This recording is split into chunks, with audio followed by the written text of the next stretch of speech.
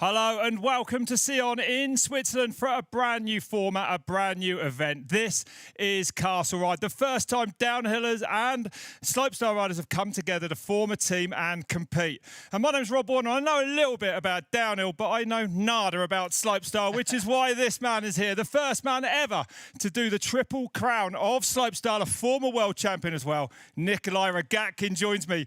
Nikolai, this is going to be a wild afternoon. We don't really know what to expect, right? We do not know what to expect. This is an exciting event for the first time ever, slopestyle and downhill in a team-style event together. Unique course, unique location. It's just going to be unbelievable out there. And, you know, we race, we compete as individuals. We are the most individuals, athletes really on earth, ones that don't do team sports.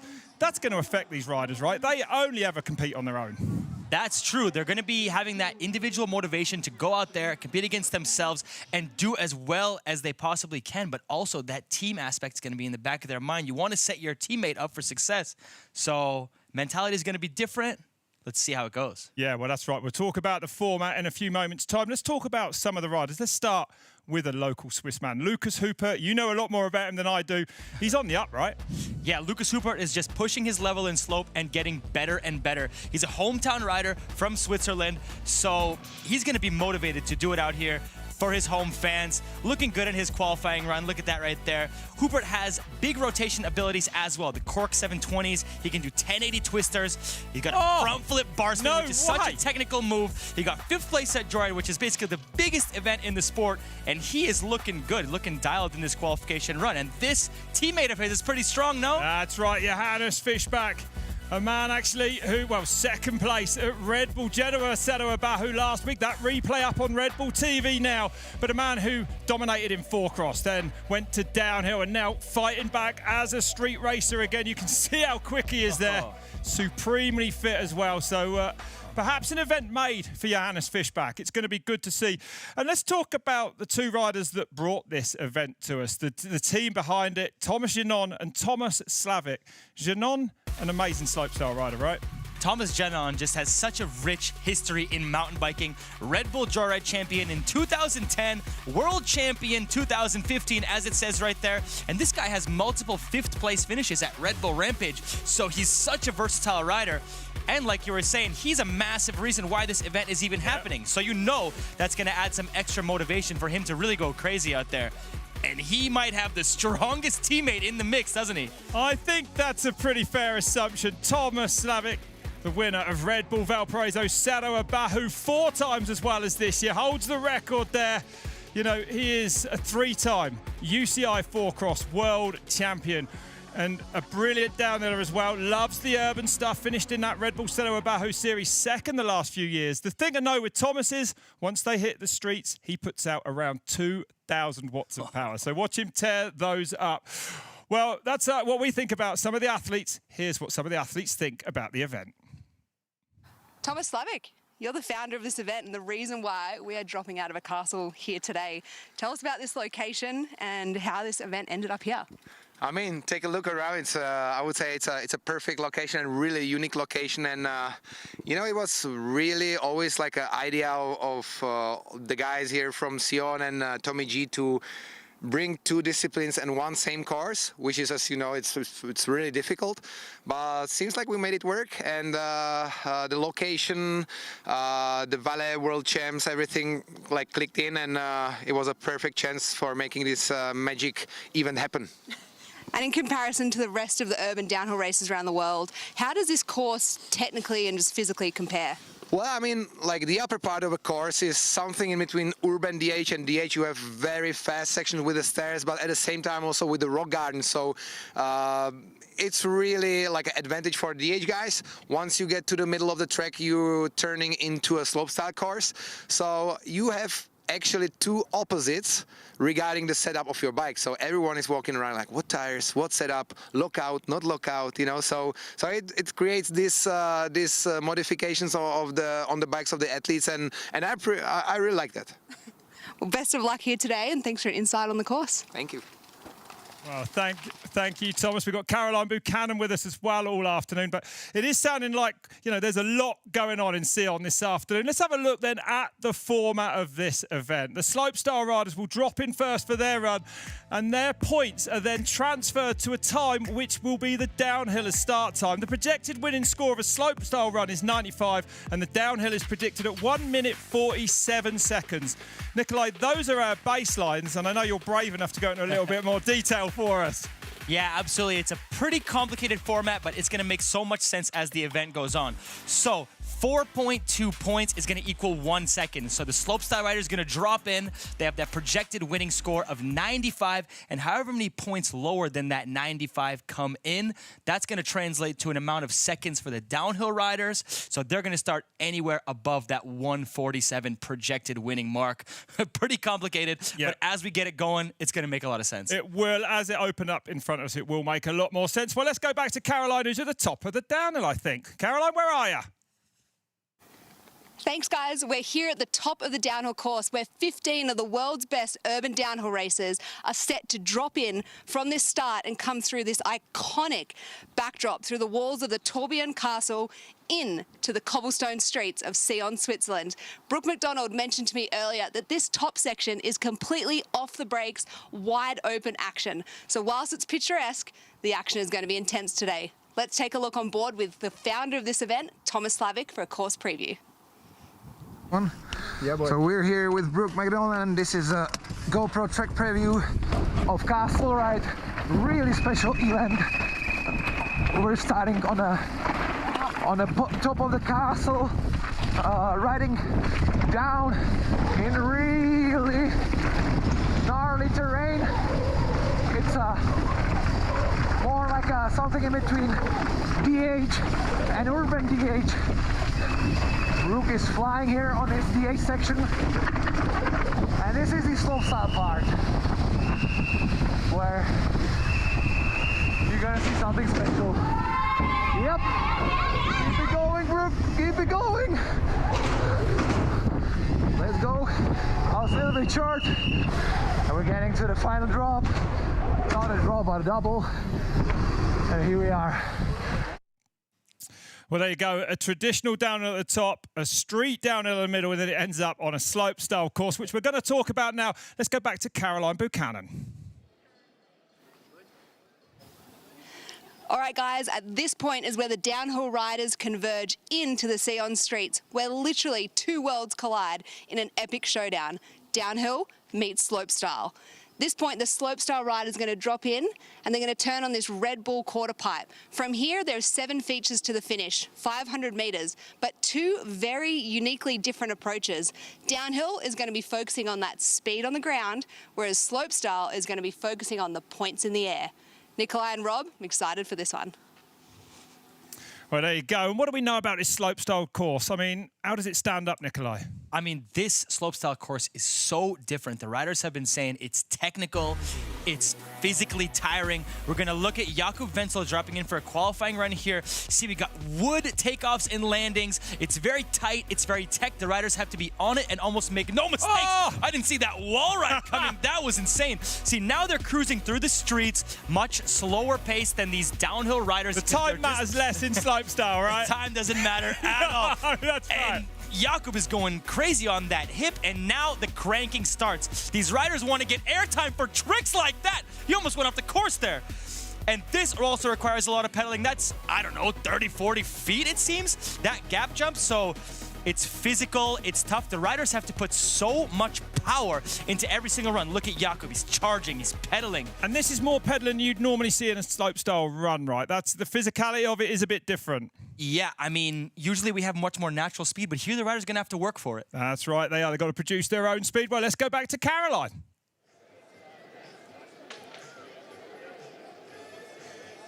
The energy and excitement down here in the finish is absolutely insane. From every corner of the streets to every single balcony, the people are flocking in. And earlier in Tomas Slavik's qualifying run, he said the hands of the fans were hitting his helmet coming into this finish straight. So the excitement couldn't get any closer to the riders. Such an important opportunity to bring mountain biking to the people. Yeah, absolutely amazing to be starting in those castles at the top. What a setting we've got. Looking at some of the teams, I mean, Tomas Jono, Tomas Slavik, you know, they've both been world champions. They've got everything they need to win this, right? And they're going to want to win it because it's their event. 18 months they've been planning this, telling everyone in the local village, yeah, we're just here walking our dogs. Yeah, it's a lot of motivation for them, a lot of pressure as well. Like I said, they made this event happen. That's a good point, yeah. And, you know, a guy like Slavik puts a lot of pressure on himself to get those insane downhill runs done, and Tommy G has had no shortage of success in this sport.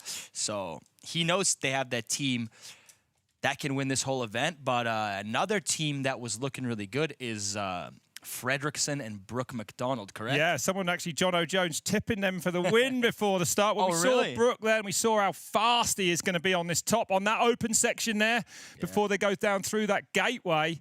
And, of course, he'll have plenty of power in the bottom as well. But, yeah, Fredriksson can bring it for the slopestyle riders, huh? Well, it goes really well for Fredriksson because the course is so technical. You know, like we were saying, he can fit in little combos here and there, and you just got to rack up those points because you got to get the most points possible to get the best time. And there it is, the Castle Tourbillon. Actually, this area inhabited for around 7,000 years. Wow. Not that these riders would be too worried about that. They're more interested in getting fast to the bottom there. So first rider on track through that gatehouse and into this stairs. More likely what we see at a Red Bull Seto Abahu race, those urban races. I'm glad they put some catch fencing up there. Looking at the cliff on the rider's left. It looks like a no mistake zone without that catch fence. Pretty insane course. Yeah, it is. It's brilliant, especially as you've got, you know, a proper downhill that ends in a town like this. I love it. More stairs are coming. It's quite a long downhill run here. Of course, you know, when they cross into the slopestyle run, nearly 2 minutes. I mean, some World Cup tracks can be around 2 minutes as well. So, and onto the pavement he comes now for the first time. The only smooth bit of the track so fast. And we think this is probably just a forerunner opening the track. I agree. Hopefully some control there, nice. Yeah, look at that, getting that live on Red Bull TV. Be happy with that. So this is just a man opening the track for us, making sure everything's clean. Good opportunity to look at these features, and now we're into the slopestyle track, Nikolai. Yeah, it's so cool, actually. Right there, actually. Fans get to, yeah, right there. They cross perpendicular style over the slopestyle course, and then they connect for this final section. You're not going to see the downhill guys doing any tricks on this course because they're going to be dead by the time they're here and just trying to get the time as best as they can. So, so yeah, it's going to be different. Whoa, the bird's flying apart. That was crazy. Yeah, what a unique track. A very, very unique track, a very unique event. We've never seen anything like this actually before. I think one of the dynamics that really interests me is that the slopestyle riders drop in first. Yeah. And we know from the formula that then converts that to time that those points are really going to matter. If you're 15, 20 off, that's, you know, points off, that's going to convert massively to time. So there's a real pressure, a time deficit, I should say. So there's a real pressure on the slopestyle rider to perform. And there it is, your start list. Jake Atkinson and Jono Jones, the British pair. Ferreira, I saw on there. The two-time winner of Red Bull Valparaiso Seto Abahu. Luca Hubert, Jonas Fischbach. Keep an eye on them. Fredriksson, MacDonald as well. Another pair of big hitters as we go to the top now. And we've got a young buck in the gate, a last-second addition after Krofik dropped out. This is 13-year-old Emric Schneeberger going can and then out of the can lander. What a unique way to start this competition, Emric. And this. And a crank flip on the hip. This kid is just living in the moment. This is amazing to see. And this is a massive opportunity for him. Only got on the course this morning. I mean, you imagine being 13 years old and doing this and performing like this. He's amazing. Look at that. Beautiful backflip, cranking into it with some nice amplitude. And he's gapping and T-bogging the massive long and low. Emric has so much skill, and he's putting it on display right now. Cranking hard. And remember, this score will then be converted to a time. It's coming into this final jump here. The riders have to max out the speed to get some good air time on this final jump. Oh! Nice extended tuck no-hander. And Emric goes top to bottom to start the competition. That's a great way to start. That means he's at least going to put a score in. So let's see what the score comes in at. Yeah, but I'm sure right. this young man is fired up right now. Well, he definitely was under pressure and he definitely delivered. So great to see him down. And now we've got to wait for his score to come in here. You're more used to this than me. Yeah, the judges tabulating the score. Let's see how these scores start coming in. It's a unique and technical course, like we said. So the judges are really going to be looking at every little thing you do in the run, you know? Because sometimes those bigger slopestyle courses focus more on the bangers and really the insane stuff that you do, whereas here you got to maximize the amount of moves you do throughout the run. And the judges are going to be pretty harsh on Emric, honestly, coming in with a 47 to start the competition. The judges always go a little bit harsh on the first rider. To leave themselves somewhere to go, I guess, right? Is that what? Exactly. Is that how it works? Exactly, yeah. So you can't score too high because then you're going to run out of space as this event goes on. So we see the time converted, and now we're going to go up to that downhill start. That's right, we are. Exactly that. And that start, so those points now are going to be converted to a time, which will be the start time of the downhiller who is in the start hut up there at that top castle. And then it is now a straight race down to the bottom. And the time they cross the line with is the time for the slopestyle rider and the downhill rider. That's how it works. Luis Vergara then from Chile. And it's a 1:58.4 start time for him.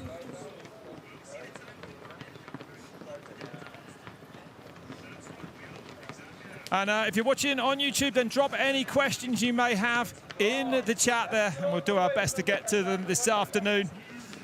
You've got one of the world's best slopestyle riders in here this afternoon, Nikolai Rogatkin. Fire any questions you may have for him. Back in action at Joyride a couple of weeks ago, after breaking your arm earlier this year.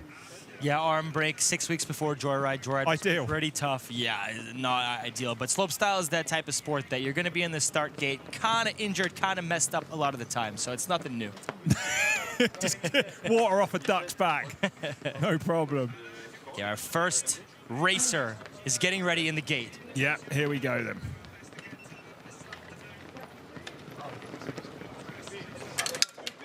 Luis Vergara. Out of the top castle then. The castle Tourmalet. Difficult first right-hander. Loses the back end there and pedals hard into this straight now.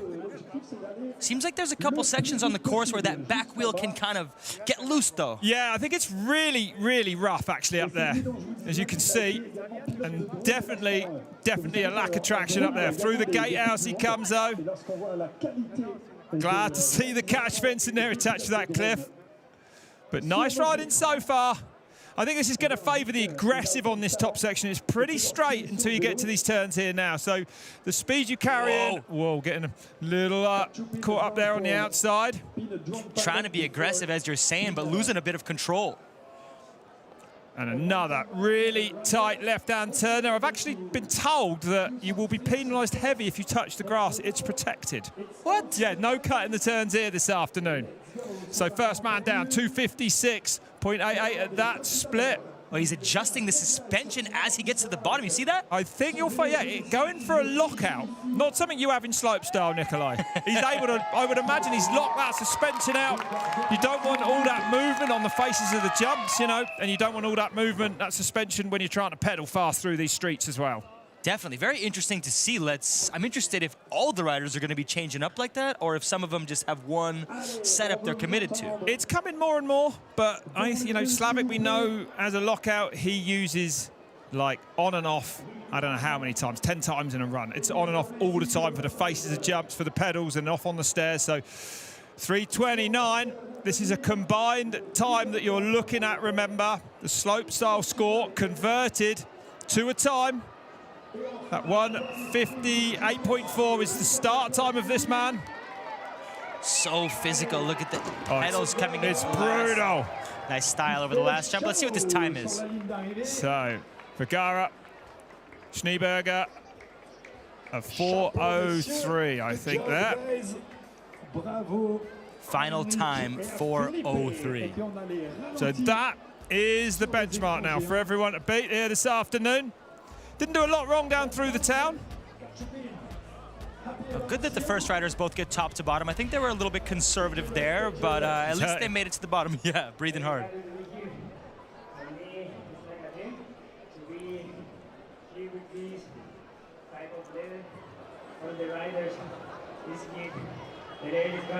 What's your favourite slopestyle course of all time? Can you remember it, Nikolai? Oof, that's a really difficult question. No, you're on the spot. I have some bias though, because as you said, the Triple Crown 2018, that course favored me heavily. So good one. Oh, so we're looking at the first run from Charlie Hart here. These riders did some first runs before this broadcast began, so we're looking at a solid run from Charlie Hart here. 360 bar spin on the last one, smooth there. A lot of bar spin skill, and I think he's going to show some good stuff in this second run. This rider has a lot to prove. From Cornwall, just 19 years old then. Takes part in dirt jump contests wherever he can. Nice tail whip drop and gets 2 bar spins there. Electric speed on the bar spins on the quarter pipe. Little speed check up. Come into this first hip. Let's see what he's got for us on the first hip. Oh, a nice downside tail whip there on the hip, and he's looking locked in so far.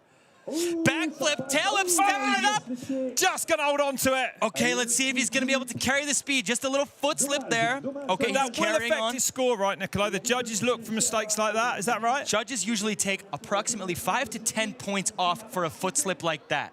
Okay, if it's a double foot slip, it can be more, but just a single foot slip is going to penalize you, but it's not going to kill you completely. And 10 seconds is around 2.5 seconds on the clock. Yep. 10 points, excuse me, around 2.5 seconds on the clock. Big 3 to finish. So this is going to be interesting now, because I think that his run 1 that we were showing before that run is going to score better. That's right. And then that run is going to then count, correct? Correct. The best of the riders, 2 scores counts. And it may be that first one, as Nikolai correctly put there, without the mistake. You'd imagine it will be. Well, so it's tough, because I think in qualification he just had the backflip bar spin, whereas there he stepped it up with the backflip tail whip, but then it went wrong for him. Let's see what goes wrong right here. He's pedaling in. It seems like he has the speed. Good initiation, good whip.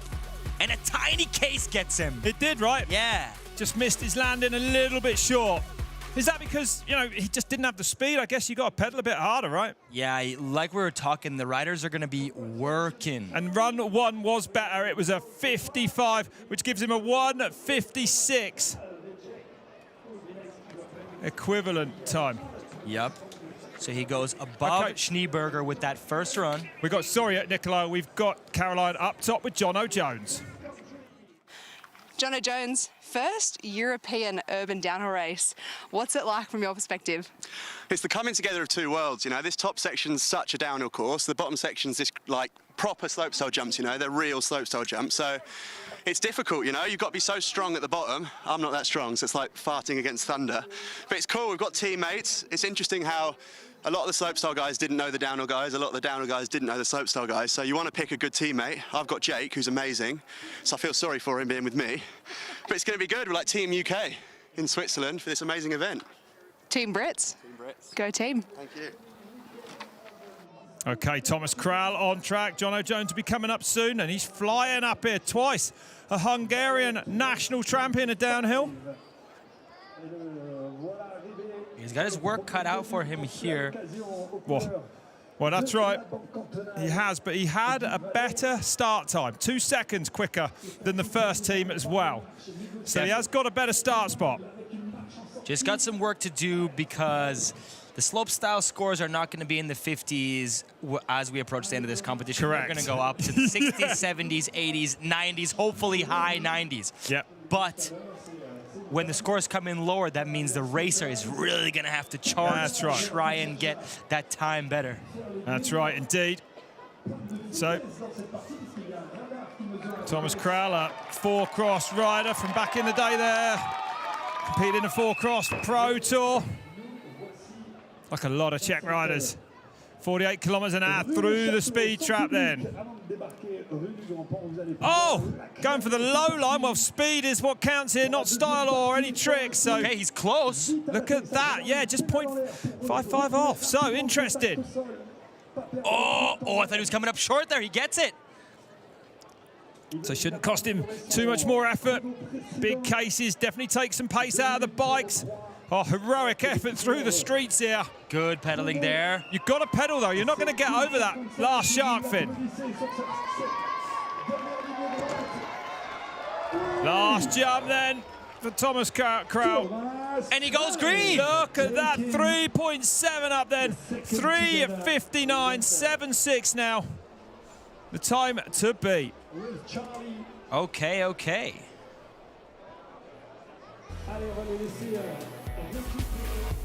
That was a pretty smooth run top to bottom from Kral, wasn't it? So Hart, Kral leading then.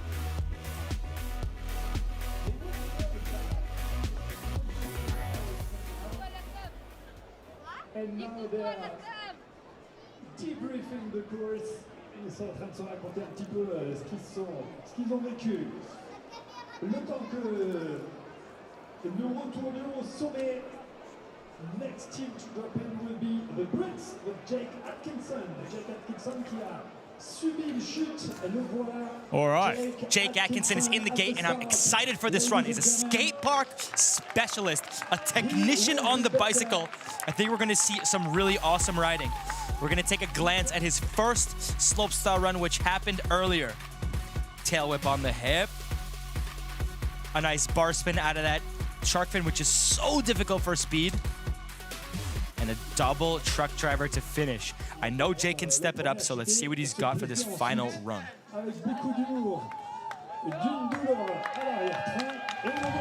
So Jake dropping in. Yeah, look at that. He looks locked in. Oh, a clean flare. Awesome first section, dialed in completely. This is right up Jake's alley. This type of riding is so technically skilled, like I mentioned. Yeah, it's super tech. And it's amazing to see what these riders can create, right? Yes, indeed. Pedaling for this trick jump. See what he can do here. Cash roll, and it's money. This run is looking on point. See if he gets tech here. A tail whip up.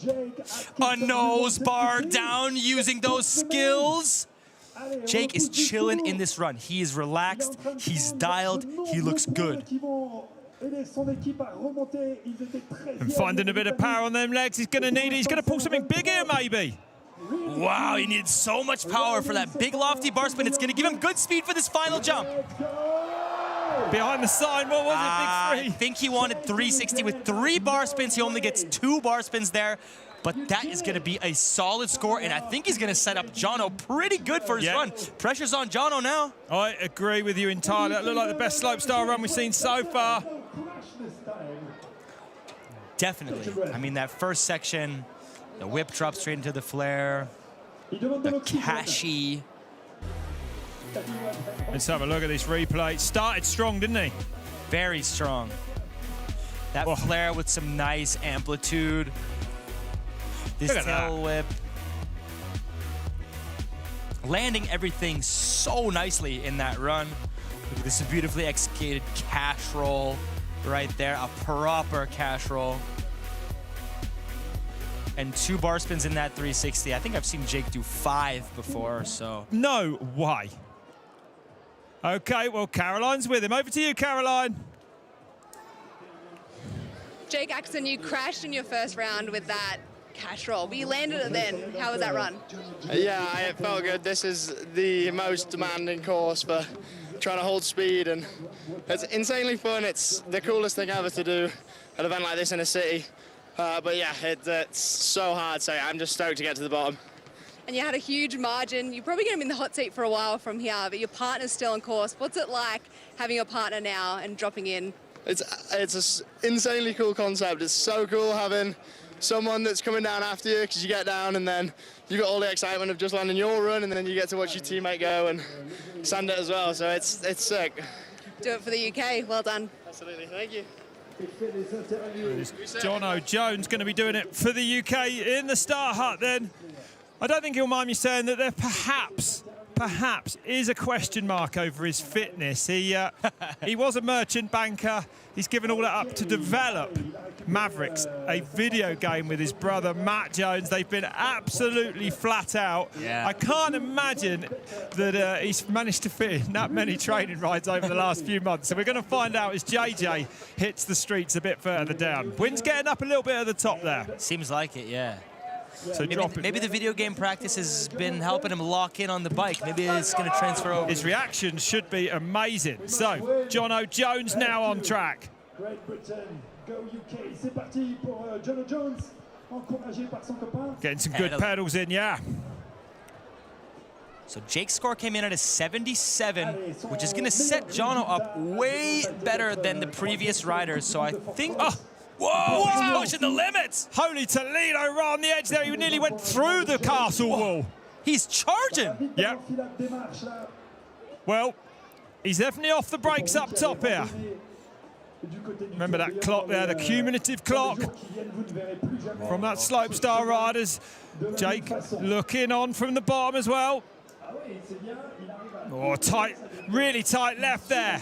If you can get that smoothly, you could find a half a second in that one turn. Absolutely. And now things are going to get physical for JJ. Looking like he's dead equal on the clock then at that first split, 244.3. Tuck in cleverly. Trying to keep that heart rate down a little bit because you're going to be in real trouble if you can't pedal before that shark fin at the end. You've got to have the pace to get over it. With no pedaling on that shark fin, you're landing in the river. So yes, you got to be on it. Nearly 50 kilometers an hour through the streets then. Squashes that hip there as well. And the time is looking good. I'm not sure why this is showing zeros. Yeah, the timing, I think we've probably got an issue there with the timing. We'll get that corrected as quickly as we can. Unlikely that he's exactly the same after the slopestyle run and this timed run as well. But pushing that big gear, oh, he's hurting. Oh. He'll be glad when this is over. Jono, big pull. He makes it. Big pull off the shark fin. Everything he's got now down to the line. Oh, he'll be glad that's not a huge gap. JJ, 10 seconds up. A 3:48. They've destroyed that time of Hart and Kral. Way better. More than a 3:48.99. Wow, interesting. What a performance. So Jake crashes out in the first run, nails the second run, and then it looks like Jono turns it up for the run. Yep. Took some big chances at the top, off the brakes. And looking good through the Sion city centre as well. Look at the squash on there. So Jono Jones delivering along with Jake Atkinson. Team Britannia have delivered. Right, back to the top then. Jorge Arias from Colombia about to drop in on a BMX. What's going on here, Nikolai? What is going on, Nikolai? He's attacking this course with the BMX bike, which may have some advantages, but a lot of disadvantages. It seems like he has no brakes on the bicycle. What? This is madness. Not for a BMX rider, but absolute madness. I don't think I'd want to ride a bicycle with no brakes, personally. This is his run one that we're looking at, full of massive tricks. Look. The amplitude that this guy gets every single time he rides his bike is insane. The fact that we have a rider on a BMX in a slope event is rad. And let's see what this man has for us. Nose bar. Tail whip to Euro, looking stylish. This guy's riding style is so incredible. Yeah, see, no brakes. That's why he is doing all these crazy methods to slow down. No way, 32 years old. I've got on my notes here, a rider known for showing no fear and no brakes. They seem to go hand in hand. Beautiful, huh? Spin right there. Yeah, this. Love how slow they spin, Nikolai, huh? Big time. Whoa! It's a flat. Big floaty backflip fly out there. Yeah. Mad to see a 20-inch wheel bike in this competition today. It's so sick to see Arias attacking got an invite actually to X Games in Ventura. Whoa, he tail-lips the shark fin. Wow. That's using the BMX bike to maximum advantage right there. That's difficult on the big bike. Oh, And a nice flip on the last jump. That tail whip on the shark fin, I'm gonna say right now, that's probably the biggest trick we're gonna see on that fin all day. It's so hard to even clear that fin. Can that be done tail whip on a mountain bike? I think a rider like Jake Atkinson could probably get it done, but it's harder, right? It is tough. Is it? Yeah. Well, let's enjoy that again. Yeah, Jorge Arias, a solid run. Kazi K on Instagram. This guy is just a pleasure to watch ride. He's competed in X Games, BMX before, and gracing us with beautiful flat spin 360 right there. Backflip up. I think he wanted something down here too. Look at the height on him. Always boosting, always. So that score will roll in and be converted to a time. And they've given him a 53 for both his runs. Okay, okay. So take your pick. And that's going to be converted now. Like I was saying Ferreira. earlier, the judges are going to be watching very meticulously on every single feature. So he had some awesome points in the run, but also some places where he missed or didn't have a combo there. So the judges were pretty harsh on that. Pedro Ferreira, there's no arguing with the clock, that's for sure. No judging on the clock. So let's see what he can do. A two-time winner of the Red Bull Valparaiso Cerro Abajo, an absolute legend in South America, in Chile especially.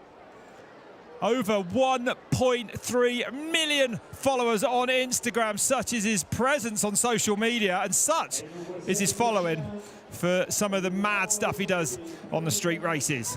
And good down here, another rider I think that's going to need to attack at the top. He won't be too happy with all the pedaling down the bottom.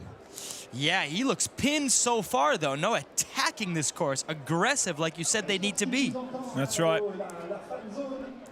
Whoa, he does the turn way inside. That was solid. From Quilpy, yeah, he's going to save a bit of time there. Experience, you know, this man, he's been around forever, and now getting onto what he knows and loves a lot more, the streets. A lack of near vertical staircases for this man, though, down here in Sion, I would say. But great to see him over here with his dad. Raced last week at Red Bull Cerro Abajo, Genoa. And coming into the slope section now. Yeah, and carrying good pace, resting where he needs to. Fast there in the speed trap. Nearly 50 kilometers an hour through that there. And definitely a man who doesn't mind taking some big risks for some of his YouTube videos. He's 5 seconds back, but the score was 20 points behind from his slopestyle rider. So he's doing good here then. Yeah. Let's see what he can do as he comes down now towards the end of this run for Pedro Ferreira. Labouring a little bit, as most of these riders will. The Slavics of this world, the Fishnets won't know. Fishbacks, excuse me. Thinking about another Swiss rider there, the cross-country one. Here we go. And they go across the line. They don't take the lead then. 5.72 into the red on that combined score of 3.54. The second fastest downhill time, though, for Pedro on the pure downhill. So JJ the fastest solo. Okay. Just 0.03 off. Nothing in it. Wow.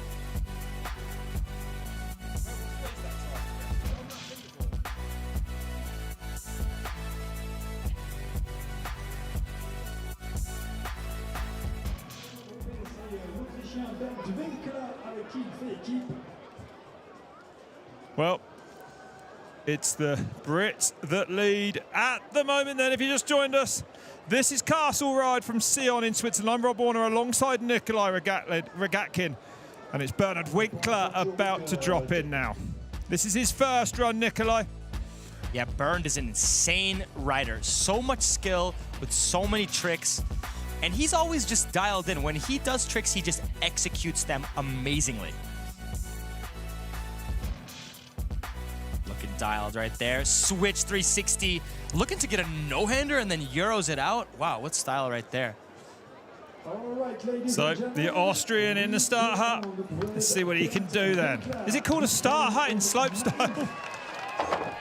Sometimes we start in a step down, drop, so I don't know. We're usually just in the start gate. Flare landing right up top. Foot plant, getting creative there.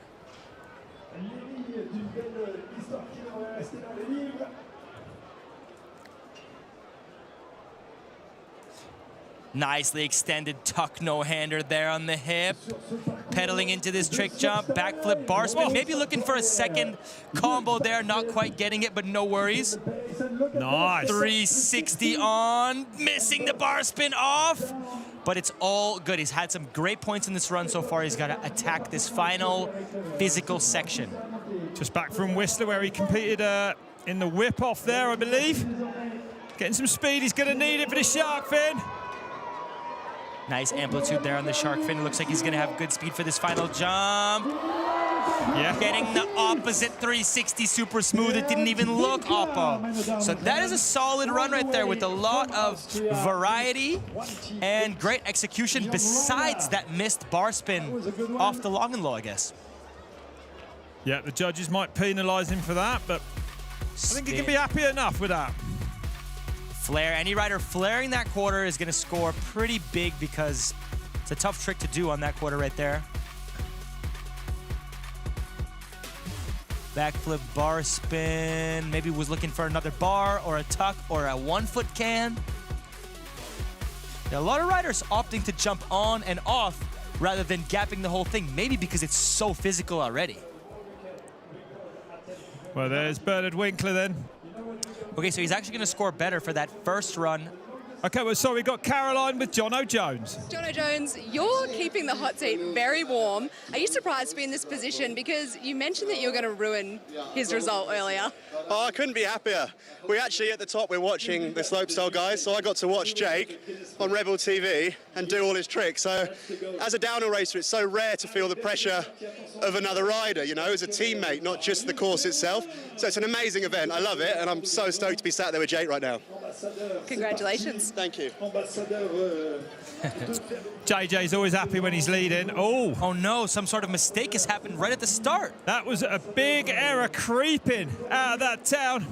Looks like no mechanicals though. No, you're exactly right, but definitely looking slow out of that turn. So already 2 minutes 30 on the clock on that combined time. And we'll know more when we get to the first split. Definitely. But now up in the ante a little bit. Big mistake at the top of a downhill, never a good feeling. You can usually make more mistakes trying to make up for it. Plumes of dust flying out the back of this man. And some beautiful views down that Rhone Valley there.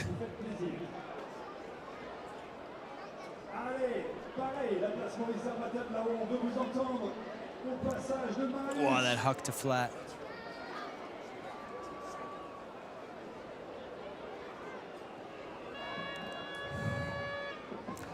So keep an eye on that clock then.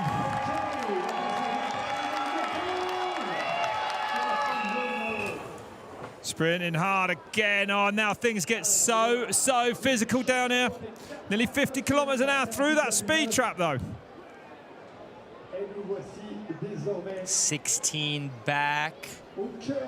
Should have some fitness. He was Swiss champion in 2023, this man from Broussons here in Switzerland.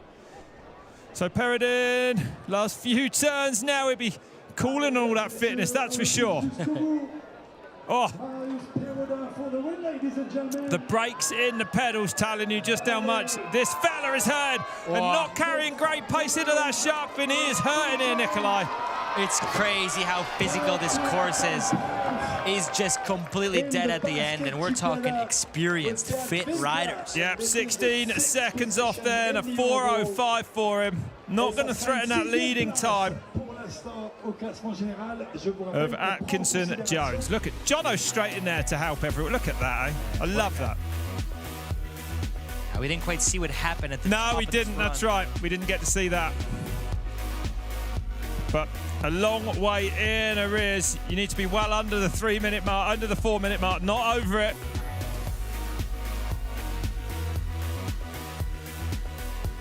Ten teams left to drop here if you just joined us. This is Castle Ride from Sion in Switzerland. I'm Rob Warner alongside Nikolai Rogatkin.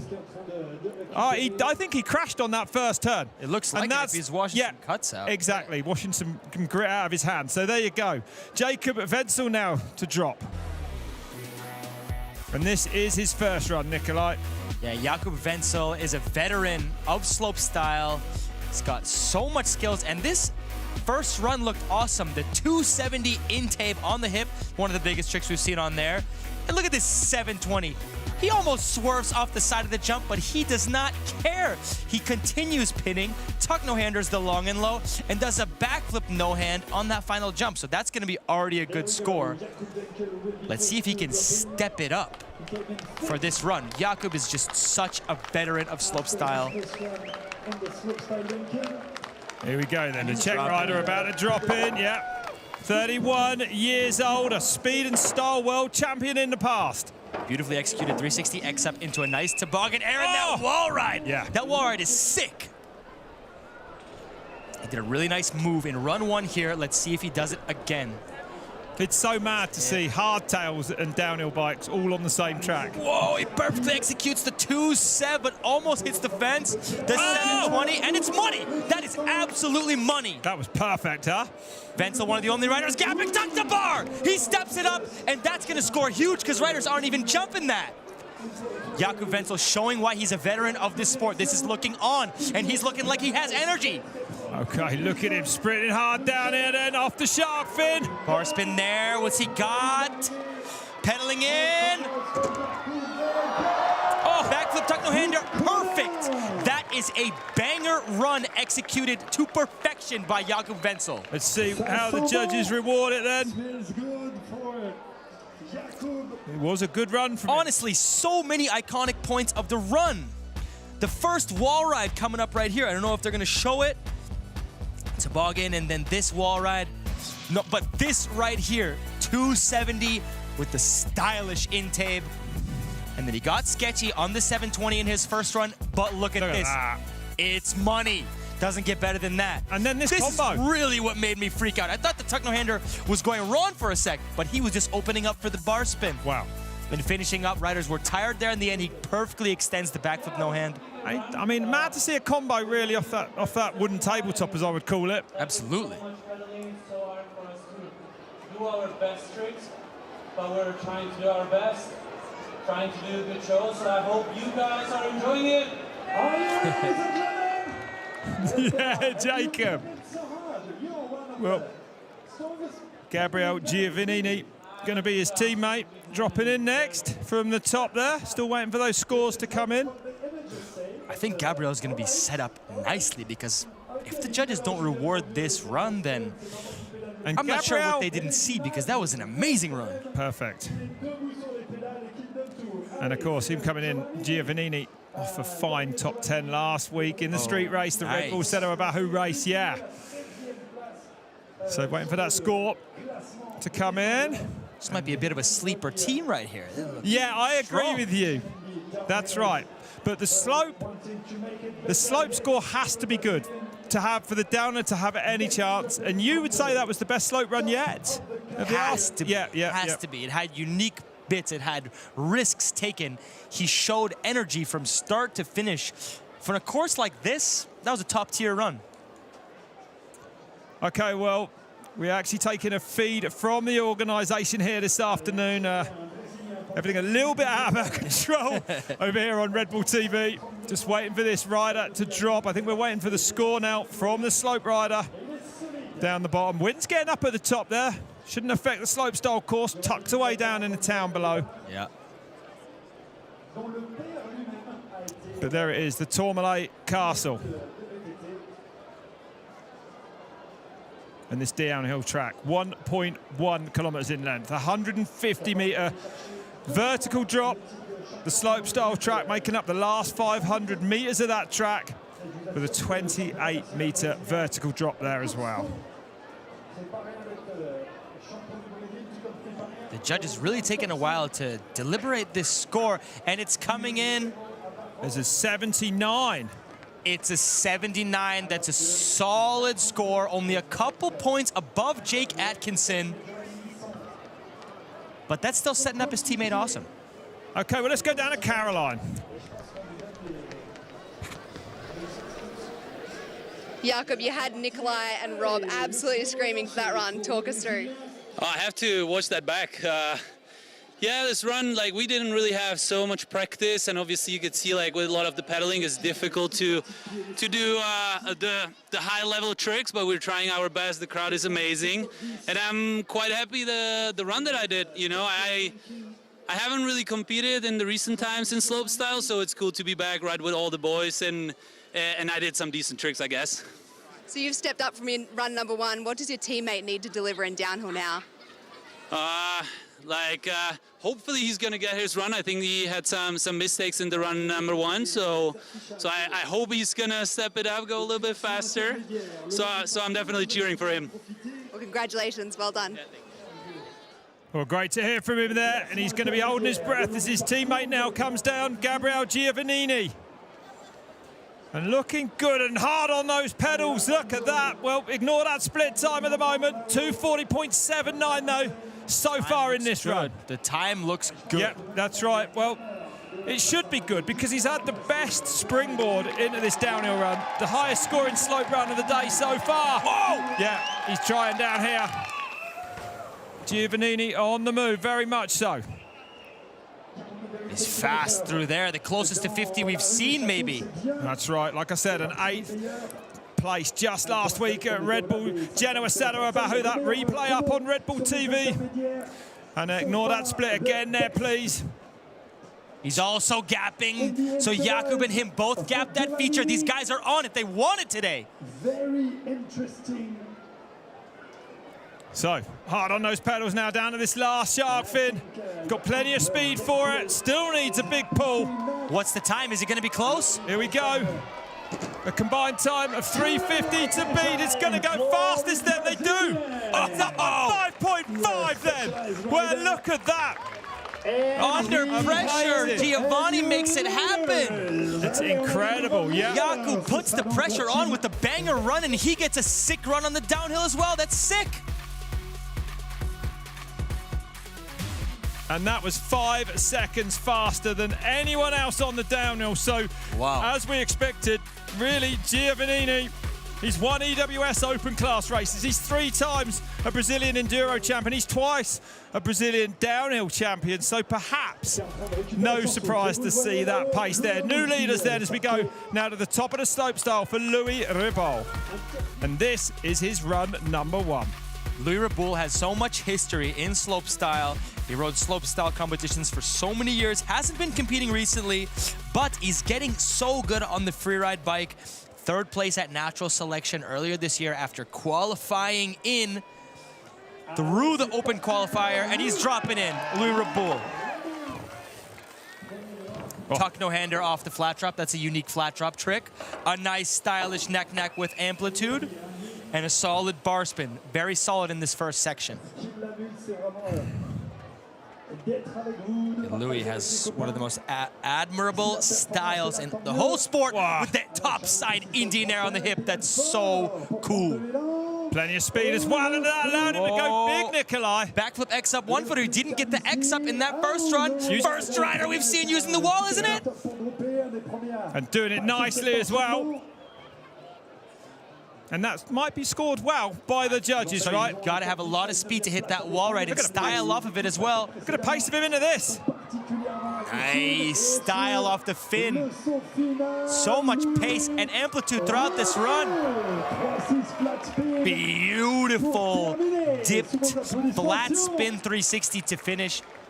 That's not going to be a massive score, but I think it's going to be a solid score. The execution, the style, the amplitude, everything was solid. Yep.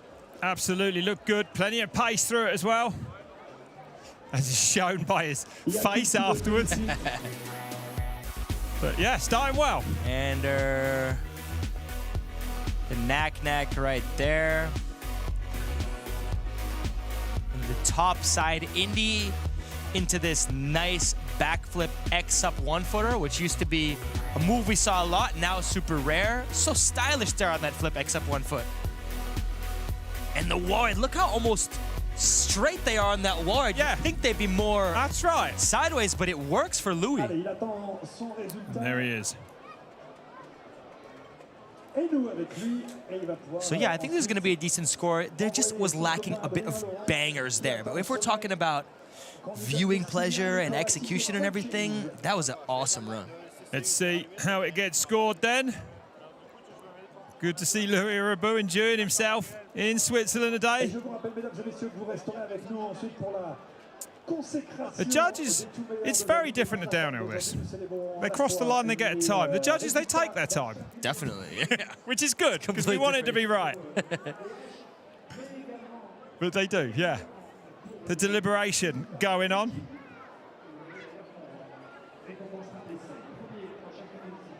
Nervous times for him, and it's a better run too. 64 gives him a 1:54 start time then for Adrien Loron. Here he is, Loron at the top.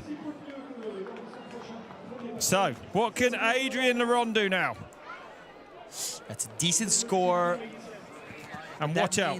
But that means he's going to be approximately 3 seconds back if I'm doing my math correctly. Is that correct? I'm not getting involved in your calculations. I know better than that. So here comes Adrien Loron then. 15 teams as we talk about the format again. 15 teams, the slopestyle riders drop in first for their run, and their points are transferred to a time, which is then the downhillers' time. The projected winning score of slope was 95. The DH is predicted at 1:47. Those are our baselines. And Nikolai, then it gets a little bit more complicated, right?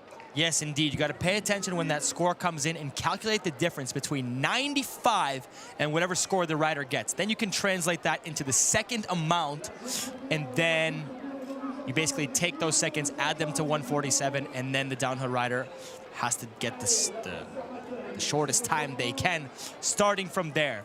So Adrien is 7 seconds back. Yeah. So it's an all right run so far, isn't it? It's a good run, yeah. I'm surprised to see him that far back so far, though. Probably not down to Adrien Loron himself. But let's see what he can do from down now. Super powerful, coming in off a massive ride last week at Reboul, Genoa, Saddle, Bahu. One of the big dogs. Look at that, over the 50 kilometer now. Really fast in there.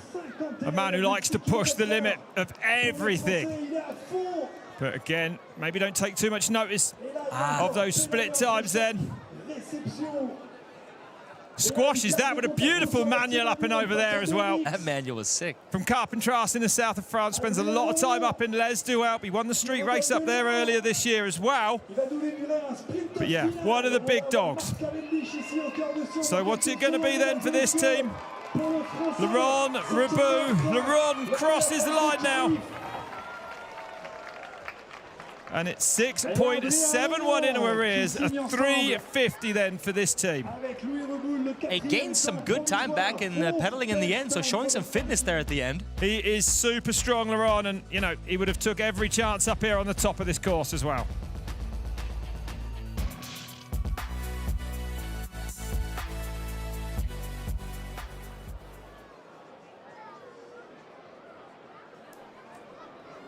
Okay.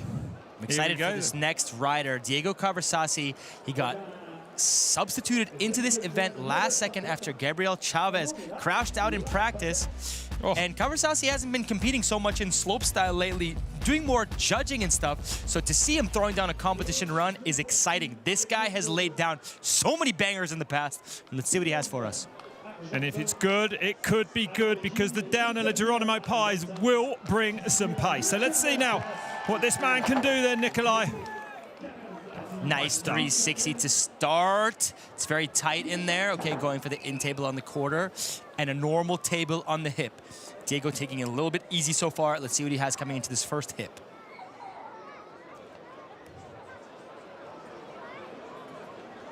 Oh, misses the tuck no-hander there. That's unfortunate. You could Can he make up for it? Yeah. Oh, maybe. Backflip, tail whip, perfectly executed. He's back on. Okay, gapping the big feature, no trick, but not all riders have been gapping that, so that's not bad. Going to save him a little bit of effort, though. He might have a little bit more strength now as he hasn't had to pedal back up to speed as much. And plenty of pace into the shark fin. Oh.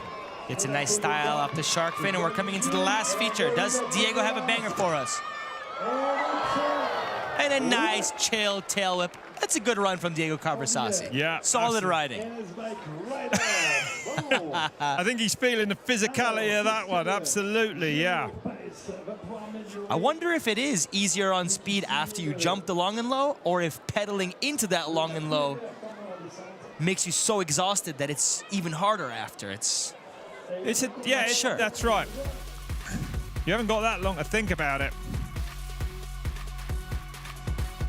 But a nice start. Didn't do too much wrong, really, in his run. Missed this trick, though, correct there. He was going for a what type Mohanda, you think? Yeah, you could see him tuck the bars in. That hip seems difficult. That's why I was so impressed by the trick from Jakub Vencl earlier, a spin with the variation, because it seems like getting the speed perfect and getting your trick executed good will throw it to Caroline.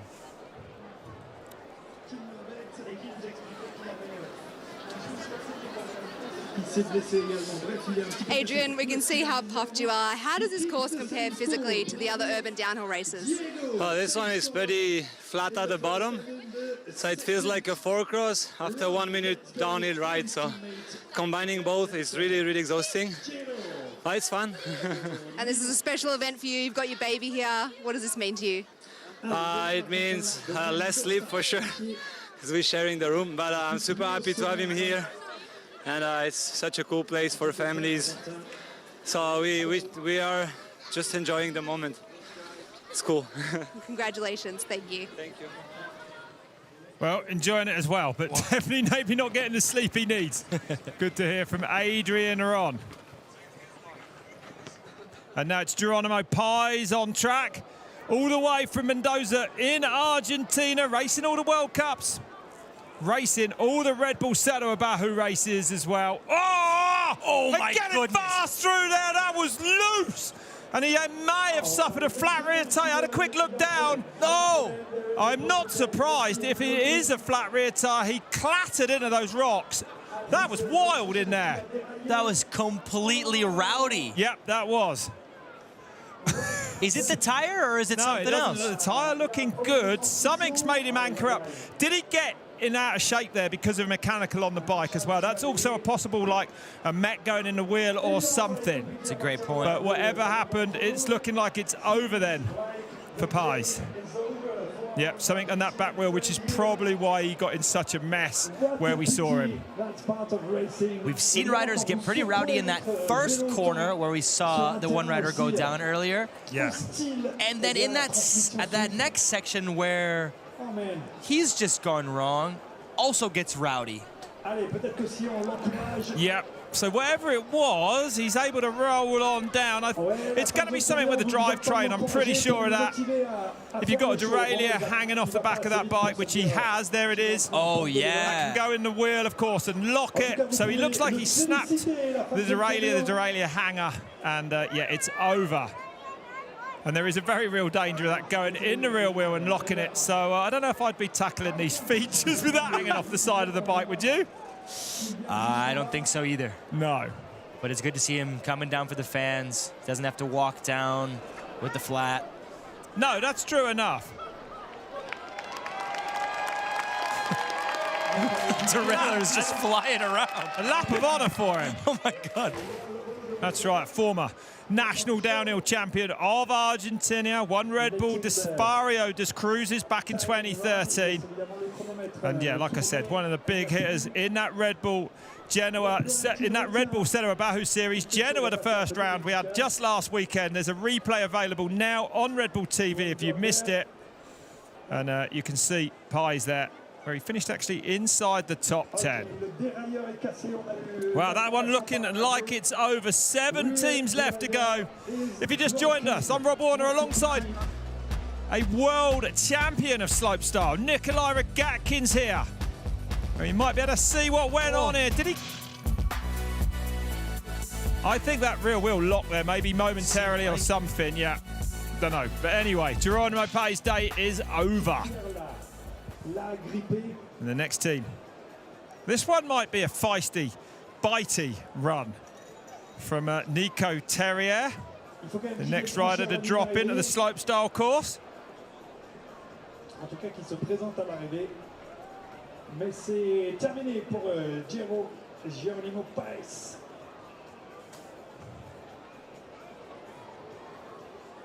Well, all going on this afternoon. It is Vencl Giovannini leading at the moment. That combined 3:41. You know, 7 seconds up on everyone. 7 teams left at the top. It's not over yet. The big hitters are still to come, right, Nikolai? We got the Fishbacks, we got the Slaviks on the downhill side of things. Yeah, we're only about halfway through, but that performance by Vencl, setting up his teammate, and then his teammate Giovannini, correct? Yes. Making it happen under pressure. They've put themselves in a really solid position right here. I think what we can see so far in this brand new event is that the slopestyle has got to deliver. It's got to be pretty good. Otherwise, the time deficit is just going to be too much for the downhiller to make up. This is the replay of slopestyle run 1 for Nico Terrier. Yeah, Terrier making a pretty solid run in run 1. So he's got a little bit less pressure going into the second run, but this is the type of event that you always want to get as many points as you can, because every single point matters for that downhill time. So let's see if Nico tries to step it up for this second run. Terrier dropping in. Truck driver, amazing execution. Flare, he's looking dialed in. Starting big, yeah. Terrier executes all of his tricks so perfectly every time he does a contest run. Let's see what he has into this first hip. From Lyon in France. Keeping it safe with a stylish table on the hip, and he's cranking into this trick jump. 360 no-hander, beautiful extension. Getting a 3-tuck that big is so difficult. Oh, he's loving the tuck no-handers in this run and extending them fully. And as we head down towards the river gap, he was a swimmer for 10 years. So if it goes badly, we know he's in good, he'll be all right. Yeah, unbelievable. Here it is. Looks like he's not going to have to go for a swim here, luckily. Last jump then for Terrier. Oh, 360 tail up. That's one of the bigger moves we've seen on that last jump. The judges are going to like that. All right, let's see how he gets rewarded on that then. And like I was saying, Terrier just makes the execution happen so well, perfect on every landing, looking dialed throughout and setting up his teammate for a chance at a nice run. That's right, indeed it is. The truck into the flare is such a solid way to start the run. How nice is a flare? It's way out of my league, but it looks just so perfect when you see one done nice. It's just like an amazing trick. Yes, when it's done nice, it's probably the best feeling move you can do. But is it really? Sometimes if you sit on the quarter or pull off too much, or if the rotation goes wrong, it gets pretty unpleasant. Things go wayward fast, yeah. So we're waiting for Jules Troillet next to drop in. Terrier, though, well, his first run will count. Marginally a 72. The 72 is a solid score considering Vencl, whose run was awesome, is a 79, and Atkinson, who's also dialed, is a 77. Yeah, so 72 is a solid effort to set up his teammate. There you go. That's right. And here is his teammate then, the Swissman.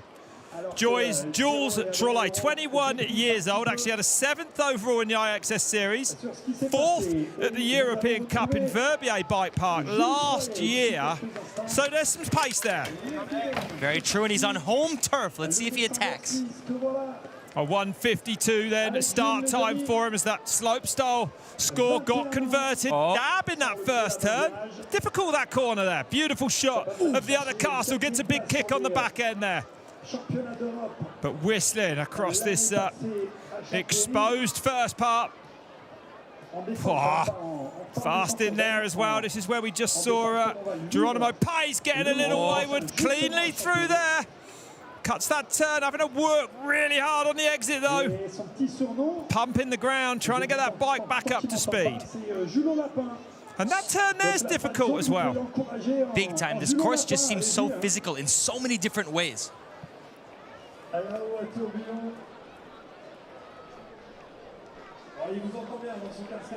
Okay, this first split is coming up. Oh, he's 6 back. 6 back for him then, that's right. So.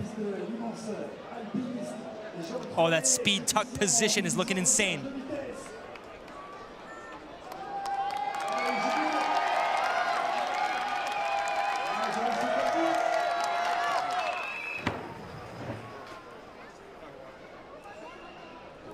Nearly 50 kilometers an hour through the speed trap, then them cobblestones won't be giving much grip. Whoa, style. Whoa! He's going fast here, though. Went long and big over that jump. So Troile, the Swiss bird as well. The crowd, I thought, might be giving him a little bit more encouragement down through the streets here in the town centre.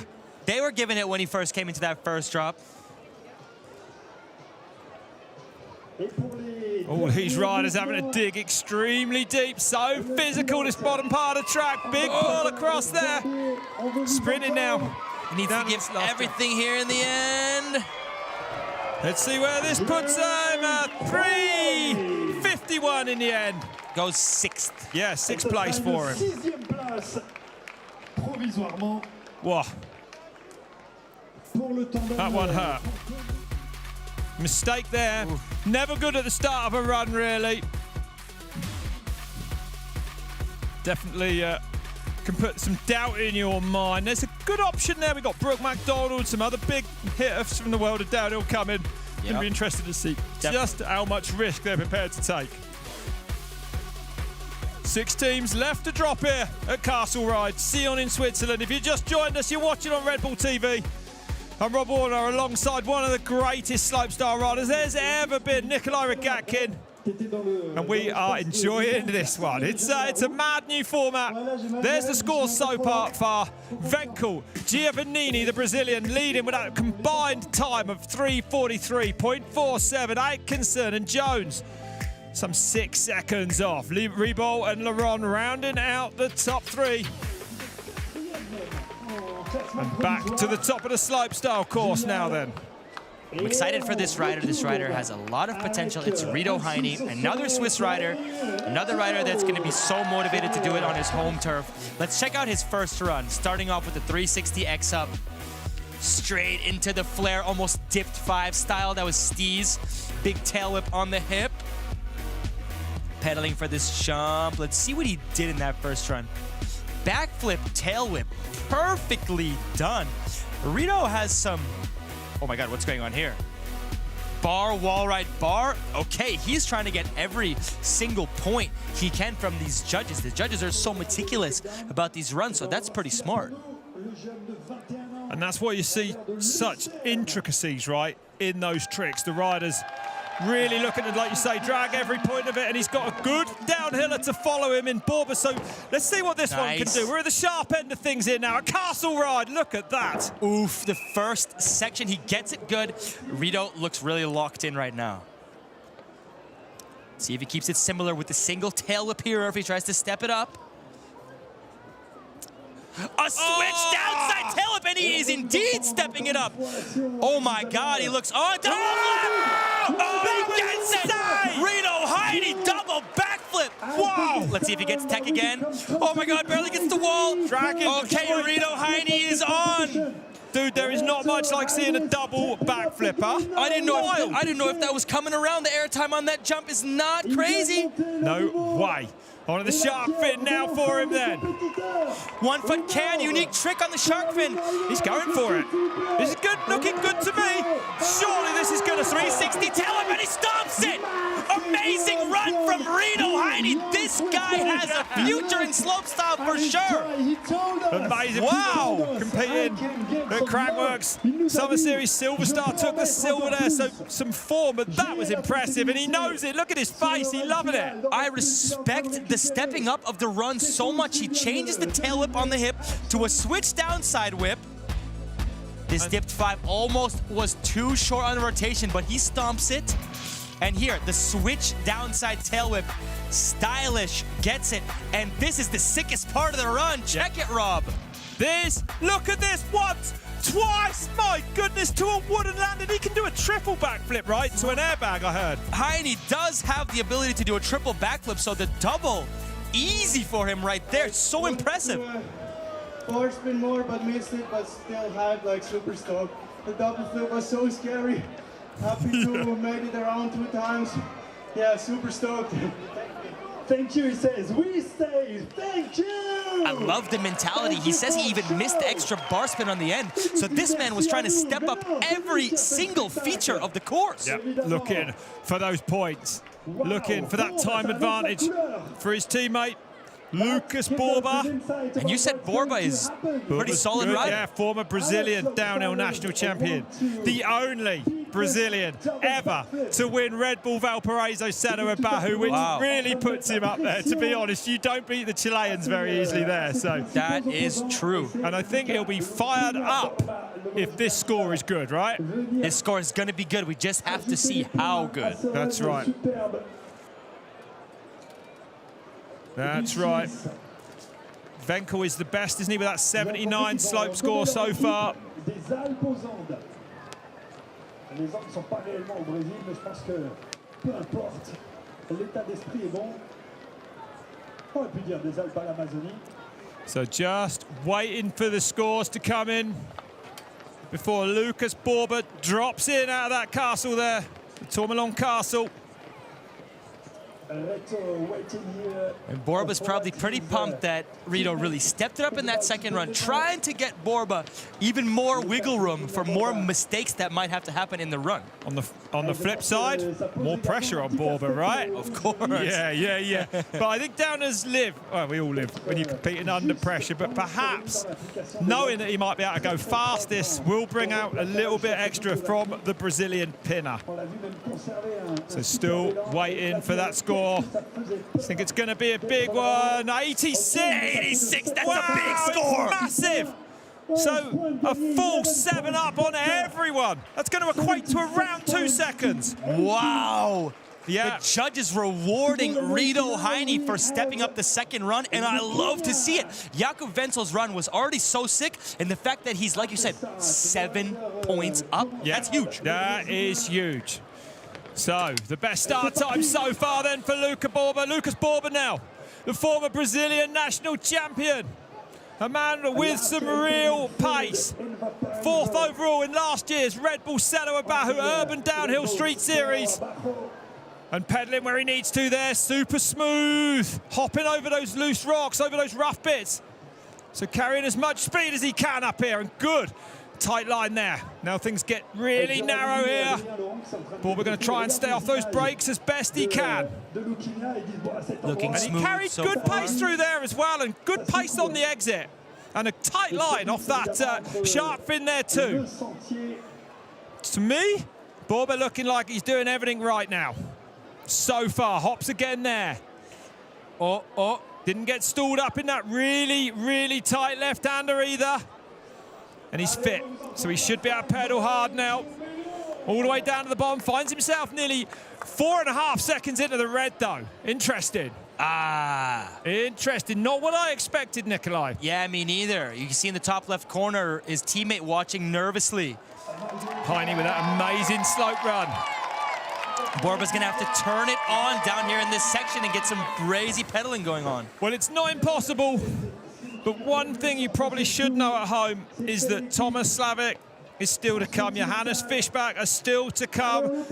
The faster teams running a little, 5.77 back now for Borba. The faster teams are coming. We've only got 5 teams now left at the top. The 5 fastest teams from that seeding run earlier today. But Lucas Borba at the moment definitely going to have a heart rate all the way through the roof, cuts that as well, takes all those racing lines. But I don't think it's going to work out for him. He's not going to find that sort of time between there and the bottom. So Borba goes across the line, 5.32 in Arias, a 3:48.79. So like we've been saying, the slope score matters, but it doesn't guarantee you a victory in any sense after seeing that. No, that's absolutely right. And now things are going to get very interesting because we're into the top 5, like we said, the 5 best scoring slope, fastest downhill times of the day combined to make that time. Next up, it's Tommy Janon, Tomas Slavik, Testo Tequator, and Johannes Alba, Alex Alanko, Felipe Agurta, Lucas Herpert and Johannes Fischbach before the last 2 to drop, Max Fredriksson and Brook MacDonald. So yeah, we're at the sharp end. Heavy hitters are coming up. None heavier than this. Tomas Janon, the man behind this event with his mate Tomas Slavik, and this is his first run, Nikolai. Tommy G is a pleasure to watch ride. Look at that opposite 360, stylish Euro. This guy is just so versatile on the bike and so skilled. He's dropping in. Whoa, nosy 3 to start, and a foot plane off. This is extreme creativity. And that's a nice probably what we expect from him, right? That is such a cool start to the run from Tommy G. One of the youngest riders ever to win Joyride, Red Bull Joyride. Oh, look at that! Beautiful downside tail whip on the hip. Coming to his first big trick jump. 361 foot can X up. That's a very unique and stylish move. Gets the wall ride to table. Not many riders doing that. Now Tommy G coming into the final section. He's looked dialed in for this run so far. Off the shark fin. Goes to the techno hander and doesn't get it. That's bummer. No. Well, that might cause him or cost him plenty of amplitude and speed over the last one. Beautiful opposite 360, one-footed Euro. And a smile. Yeah, Tommy G. There you go. From Liège in Belgium. Top 5 in previous run. A world champion. For both of them. See, I still think this score is going to be solid because he has a very creative start. The only rider we've seen doing that. The 540 here is super sick looking. Oh. And this tail whip is very nicely executed. And this move right here was very unique. 360 1-foot can. You put your leg over the frame and then X up. Oh, that's so beautiful as well, huh? Yeah. Nice style here. It's crazy how they're hitting that wall ride. And the switch 3 1-foot Euro, just beauty. Well, if it's a good score, a 67 on both his runs then. A little way off that 86 of Rito Heine, but this man's teammate does have the skills, the power to get to that bottom. Absolutely. And take the lead. Tomas Slavik. Okay, well, let's go down to Caroline, who's with Thomas. Tommy G, congratulations. How much of an importance is of this event? It's the first time. Can we expect to see this as a series in the future? I would love to. I think it has its place. I would love to have every single race that they have with a slopestyle format. I think it fits really well. I think all the riders were so stoked on just meeting someone else and doing this team battle. And your teammate, Tomas Slavik, he set the fastest time. What do you have in store for him today? Well, I'm not on my best slopestyle game lately, and I feel ashamed to downgrade his run. So obviously, he's really hoping for him to get first place again. No, thank you so much for being the creators of this amazing event. From one creator to the other, then Tomas Slavik on that new Ghost bike he debuted last week. 180 mil travel front and back. And a man who can, 3 times the UCI 4-cross world champion. A 4-time winner of the Red Bull Valparaiso Selo Abahu race as well. The only European really to do anything down there. And he's fast up top. And remember, that bike, that slightly shorter travel bike than a downhill bike, will play dividends once he's off this very open, rough top section. When it comes to turning the pedals, Slavik's going to be putting out around 2,000 watts of power, which is what you see from an Olympic track cyclist. That's absolutely ridiculous. I know. We know that Slavik... No! Ah! Was it the drone? Red flag up. Slavik's gone down. You have got to be kidding me. I was just about to say, we know Slavik is going to be strong in the bottom. He's just got to keep it clean up here, and he falls. What has gone on? Is he all right? He's up. Yeah, he's okay.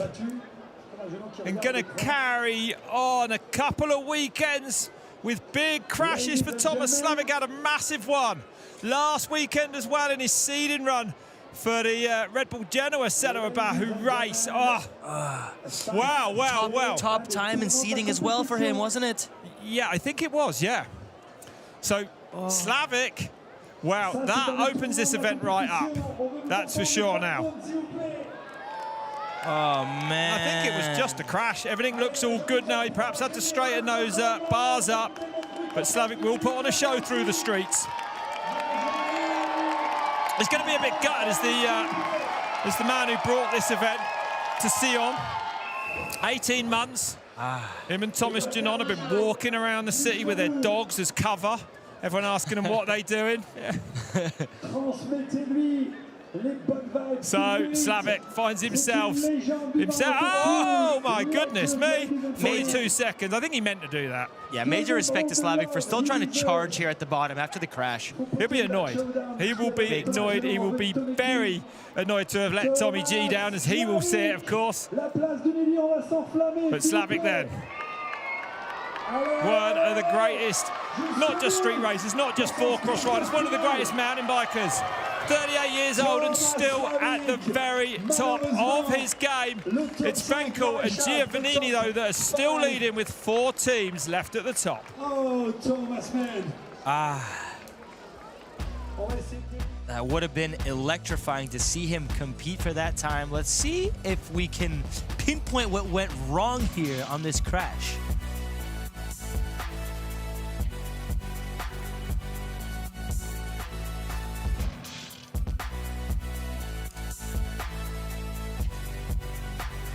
Well, disappointing time for Tomas Slavik there.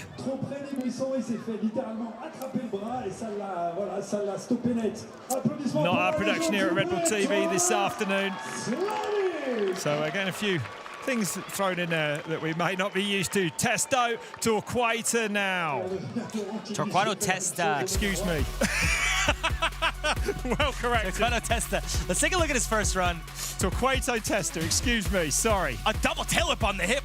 That is a big move right there. Very solid move for the run 1, and I think this was a Kashi, correct? Kashi perfectly executed. And then backflip tuck no-hander. Torquato has the ability to do all kinds of 720 rotations, cash rolls, cork 720s, opposite cork 720s. I think he's going to attack with some big moves in this run. Well, we are at the sharp end of things now. 4 teams left to drop then. This is one of them. Very solid start to this run. Everything looks dialed so far. He's coming into this hip where he had the big double tail whip last time. Let's see if he goes for it again. That will score well, right? Such a difficult jump to do that. Oh, and he's done it again, hasn't he? Nice. Wow. Gets the double tail whip perfect. And the Kashi maybe looking for a burst, but no, down he goes. So he's going to go to run 1 for his score, I imagine. Okay, I was devastated for a sec, but you reminded me that the run 1 score still counts. So his teammate is not completely screwed over. But I feel like Torquato wanted a bar spin in that cash roll and then maybe step up the tricks down low too. So that is devastating to see him slide out like that. Yeah, what a shame. Just came up a little under-rotated, Nikolai. Yeah, you see, that's why I think he was opening up for a bar spin, because a cash roll is not typically a move that Torquato would mess up on. But because he opens up, doesn't throw the bar, maybe that throws off the rotation, and he crashes out and slides out, which is extremely unfortunate. So close, but so far, but you know, that does a... I think the tire went too. I think it looked flat as he pushed it out of there as well, yeah. But so close so far, that is the nature very much of slopestyle, right? If you're not perfect, you're probably not going to pull it.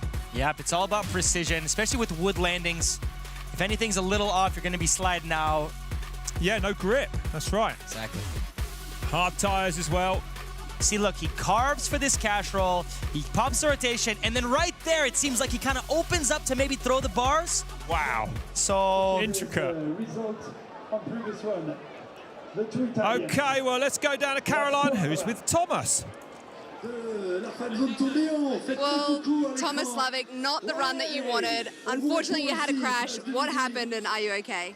Yeah, you know, it's sometimes things just doesn't go by your plan. As I would say last week also in Genova. So I still keep on that unlucky wave surfing. But, you know, I felt great. I won the quali. I was just about to push it a little bit more on the top of the section because I knew that I had something in the tank there to go faster. It was a good run. I did my lines, but then suddenly I did like a really tight line around the bushes, and bushes just caught me by a jersey and took me down immediately. So there was nothing what I could do at that moment. I got stuck in it and game over. Well, the mountain bike world thanks you for your legacy and bringing this event to the city. How important is it just to continue this momentum for urban racing? You know, I crashed, which is a bad thing, but I was rolling down and more now focusing not on the run, but on seeing the people on the track, feeling the vibe, hearing them clapping the hands, and that was it. That's my mission completed. Thank you so much. Thank you. Well, what a brilliant competitor Mr. T is. Sad to see him crash out today. He knows that's racing. Yeah. He certainly does. As we now go to the top for Hans Alba, who had a 14th in Genoa last week there at that Red Bull Sedo Abahu race. Also on that new Ghost bike that we just saw Tomas Slavik dropping in on. 180 travel front and back. So the best of both worlds, really, almost downhill travel with a single crown fork. So let's see what Alba can do. Okay, this time is looking wrong for sure. So we're just going to watch this run unfold, getting a little rowdy in the first corner. That's right. Oh, look at that. Beautiful view there. The riders definitely won't be looking at that. Apologies for that incorrect time there. It looks like the clock's just been running, I think, but not our production today. Oh, fast down through there. And quick. I mean, he is moving up there. He was faster than that left-hander. Big time. Nicely, cleanly through there as well. So he's past the point where Slavik went down. Well, if you just joined us, it's Castle Ride. 3 teams left at the top at the moment. It's the Vencl, Giovannini team that lead ahead of Winkler, Perraudin, Reboul and Loron are your top 3 teams at the moment. As we look at Hans Alba, sprinting hard on the boardwalks. I wonder how this time is actually going to be, because the score from Torquato was not so bad, and he's looked like he's been attacking decently in this run. Squashes that corner there well as well, lands on the pedals. Saying he's 18.28, no, ignore that time. Apologies on the time there, he's not 18 minutes back. I hope not. Anyway, down through the streets of Sion he comes though. Sun getting lower now for these last few riders.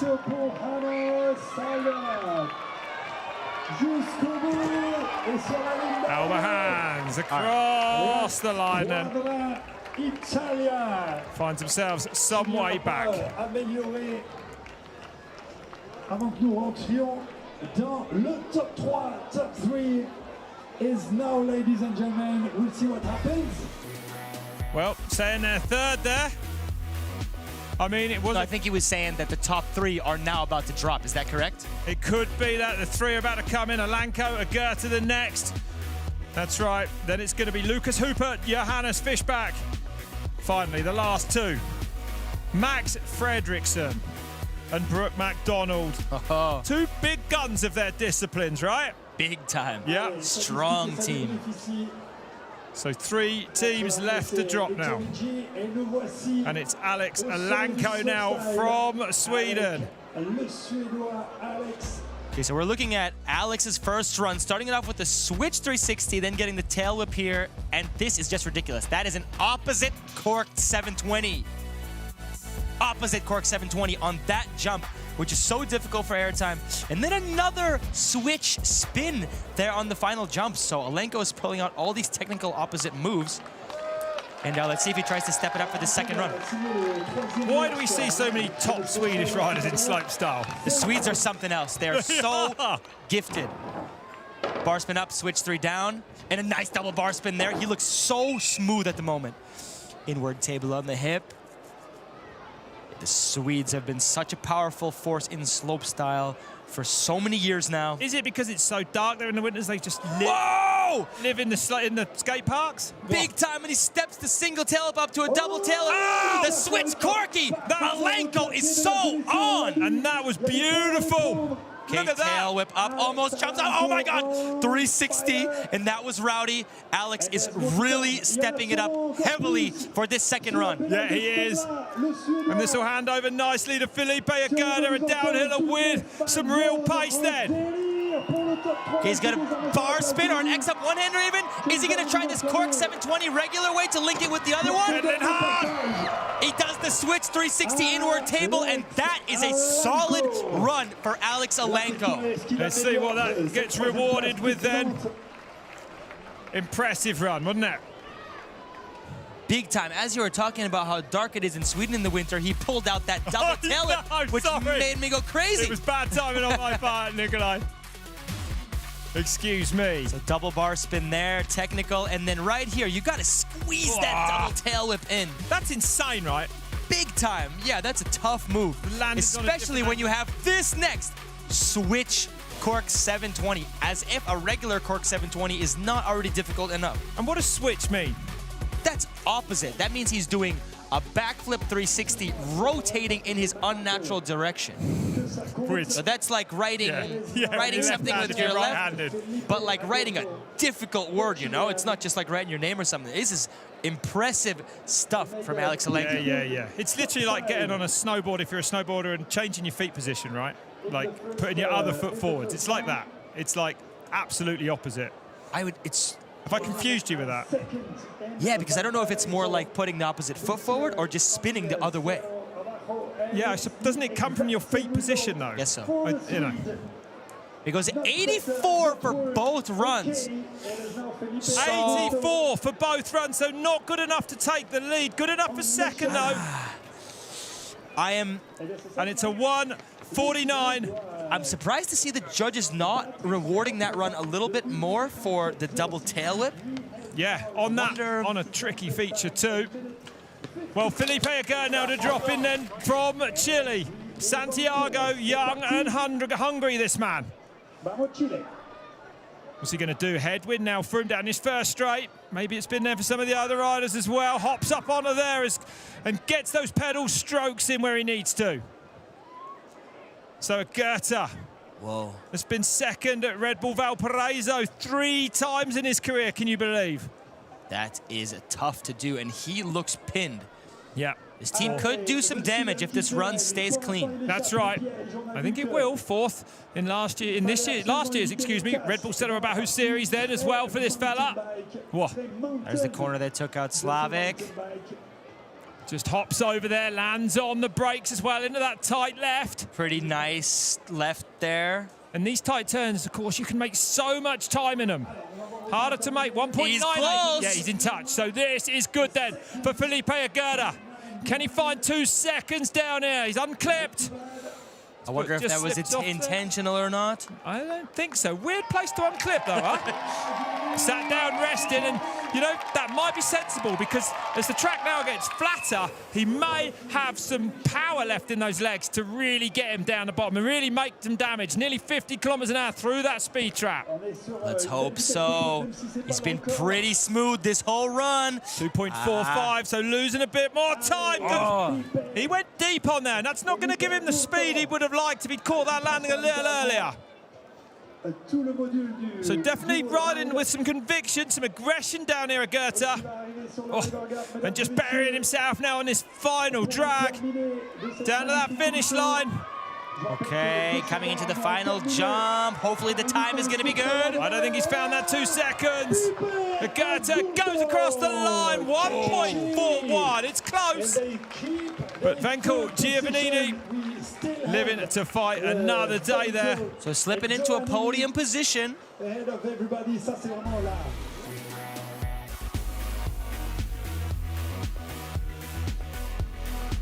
Gabriel, Giovannini and Jakub Vencl leading at the moment. This came close though. Vergara with an all-out run down through the streets. Went big off there. Scrubbed that so hard, only just landed at the bottom of the ramp. He was able to make up a little bit even with the flat landing, so maybe if that was smooth, we would have had it really close. Yeah. 2 teams left to go then.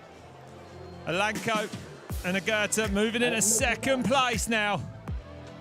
Wow, this podium is super close in times, which means this super complicated format has actually worked out easily for us today. There's 3 thousandths between second and third. So insane. Whoever thought of the formula has 300, excuse me, has absolutely nailed it. So next up then, 2 teams to go, 2 big hitters. Lucas Hooper. This is his run 1, Nikolai. Hooper, such a motivated rider. He's doing it on home turf. This guy has been pushing his level and just getting better and better all the time. Front flip bar spin, that's one of the most technical moves you can do, and he executes it to perfection. Gets a toboggan off to wall ride. And a rowdy 360 downside tail whip, so that's a solid run. But I know that Hoopy has got more in the tank, and I'm hoping he's gonna try to attack right now. Well, look at the crowd getting revved up for this Swissman then. Crowd definitely giving some big love to this Swiss rider. Right. The classic Hoopy double knucks to the starter, and he's in. Here we go. Let's see what he's got. Bar spin up, truck off. Look how powerful this guy is. Tail whip almost hitting the wall. Bar spin there. Okay, Hoopy. See what he's got on the hip. Cruising in. And this is a big technical jump. Double tail whip, and it's a little rowdy, but he gets it. Okay, let's see if he adds another bar spin to this. No, flip. I think he wanted 2, but he gets one there. Okay, big front flip bar spin. Way up on the wall. Holy. Rob, this run is sick, isn't it? He's showing his class here, yep. This is what we expected from him, and look at the pace he's carrying everywhere. Gonna make these jumps easier for him, more airtime. Bar spin, and it looks good speed-wise. Will he step up this move on the final jump to get some more points? 360 downside whip, and he comes around and lands it smooth. Will that threaten the 86 then? Top score so far today. He steps it up on the hip with a double tail whip, but I just want to say that was a powerful run from start to finish. Every single feature was attacked. What score's better, a front flip or a double back flip? So I think if he had done a front flip with multiple bar spins, it would take it. Wow. But I think the double back flip takes it in this situation. Too, yeah. And here it is. Look at this, is insane. Look how much he opens up. And then does the bar spin. That means that he was opening for, he's done front flip triple bar spin before. I'm not sure if he was looking for 3 there, probably more like 2. Wow, wow, wow. But the amplitude on the wall right as well, you were saying how high he was on that wall. Oh, right to the topper. And the judges will respect that, I'm sure. So waiting for that score to come in. Rito Heidi leading the slopestyle side of things for that 86. Hoopy is always so motivated to push his levels, push his runs, and just keep progressing, and that's always inspirational.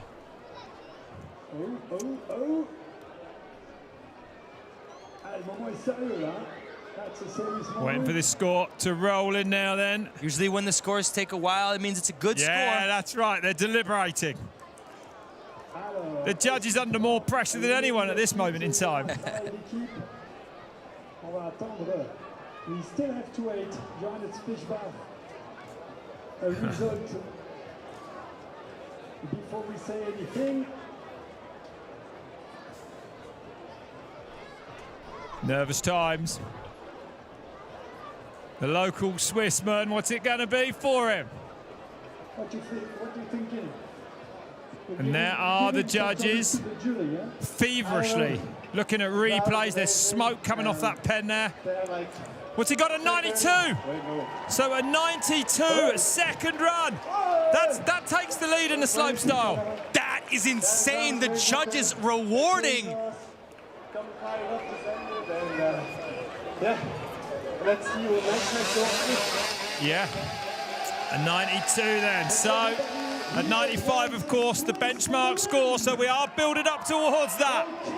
And that puts this man in the very best position now to take the lead here. That converts to a 1:49.37. Fishback start time now. He gets almost the minimum from that 95 deduction, so Fishback is in an awesome position right now. I'm so fired up for Lucas Hooper getting a 92. That's a massive score. And it's a 152, the standalone fastest downhill time, but it's the combination times at the sharp end of proceedings now. Just one team left to drop after this that we're really interested in. Fishback fast across this top section, and he'll be even faster into town. Slavik saying he can match him for power on the pedals. No way. Yeah, almost. Both these riders coming from four-cross BMX back in the day, both mad skilled and mad power and fitness. And Fishback showing us just what the shape he's in second last week at Red Bull Genoa Sedoa Bahu. Pressure is on Fishback right now, but he looks good so far. In the top left, we see Hoopy watching. Oh, and quick out of that turn.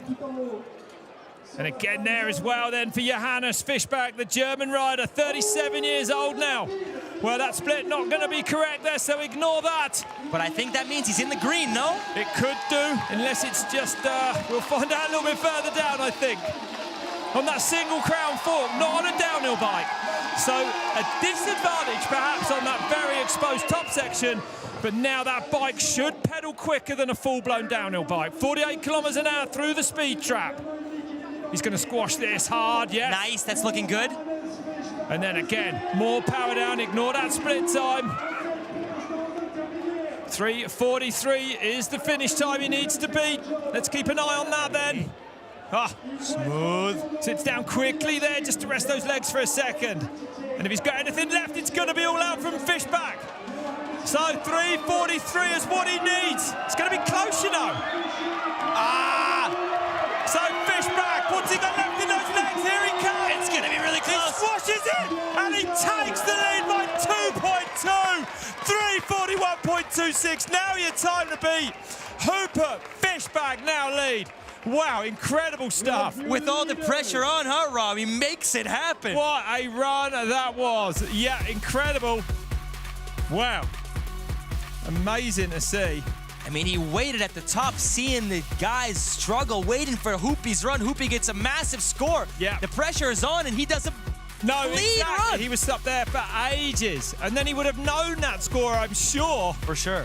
And that's either going to crush you or make you rise to the challenge.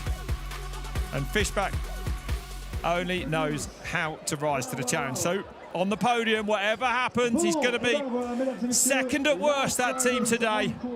Oh. Max Fredriksson is next in the gate. First place after the first run. Look at the run. 360 inward table, backflip bar to tuck. He's laying combos out there. Hitting all the combos. The judges love to see that. Max just did what he said is his final Red Bull Joyride ever in Whistler now. He's had such an insane career in slopestyle, so it's insane to see him dropping in your final slopestyle rider, Max Fredriksson. Oh, yeah. And a big dog of that sport, right? From Stockholm in Sweden, another amazing Swede. Absolutely amazing start to the run. Everything perfectly executed. Okay, let's see what he has. Double tail whip, smooth. Oh, down! Oh, he goes down. So what was his run? One score. Now is my question. Hopefully. Well. They're cooling it down in the finish. Oh no. They are. Well, let's see what that score one is. The first run score has to be good because he's the last rider to drop. There you go. I'm not sure exactly what the score is, though. No, we're going to find that out, I think. So, whoa, the pressure now. Brook MacDonald at the top. There he is. Oh, man. So let's see what unfolds here. Let's see what Max Fredriksson's first run was. But as you said, it's got to be good or they wouldn't be the last team to drop. Exactly. That is correct. Well. A 3:36, the combined time to beat now. And again, he didn't do much wrong, huh? No, I'm trying to see what happened on this double tail whip. Those slippery landings, perhaps the culprit, those wooden landings. You've got to be perfect or you're going to slide out. Max Fredriksson is just such a double tail whip master. Well, they're celebrating. I think it was an 88 we saw, no? The score came up for just a second. I think I saw an 88. I wasn't looking. But Okay. to be honest. So it's an 88. So 1:48.66 is the time. So Brook can do this. He can. He can, because an 88 is up there. Hooper the best with that 92. He's only this. If anyone can turn it around, it's going to be the Bulldog. A World Cup winning downhiller a while ago now. One of the big bogs, a 17-year World Cup career. Then the man from New Zealand on track. The last rider to drop here today at Castle Ride. The pressure is on the Bulldog. Goes outside on that corner. Maybe to carry more speed in this straight. Gets those pedals in there as well.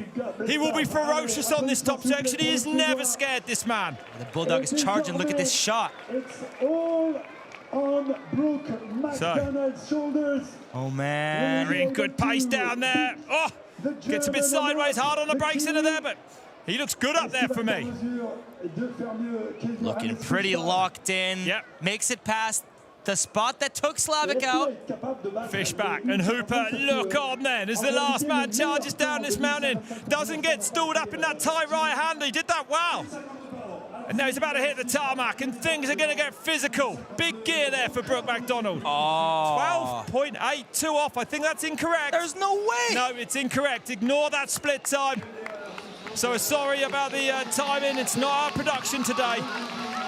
Brook MacDonald, though, will know a lot more when he crosses the line. It's a 3:36 combined time that he has to beat. The split time's unfortunately not looking to be accurate. 48k down there, holds a tighter line than most through there. Scrubs that nicely, low over there. Okay, Brook has got to turn it on here. Ignore that 13-second deficit. Okay, straight table over gets there. it good. Yep. This is going to be close, isn't it, Rob? I think it is. Like we said, 3:36 then. So it's winded down for Brook MacDonald. And there goes that time. So he's not going to take the win here today. Where is he going to end up? Giving every pedal stroke he can. Here he comes then across the line for Brook MacDonald. They go in a fourth place with that 3:43.73. But it's Luca Hooper and Johannes Fishback that win the first ever Castle Ride. What a day, there he is. Only 2.4 seconds off and they're in fourth. That's crazy close. Things tightened up so much at the end. No way. Wow, an amazing effort for Brook MacDonald. He couldn't make it happen.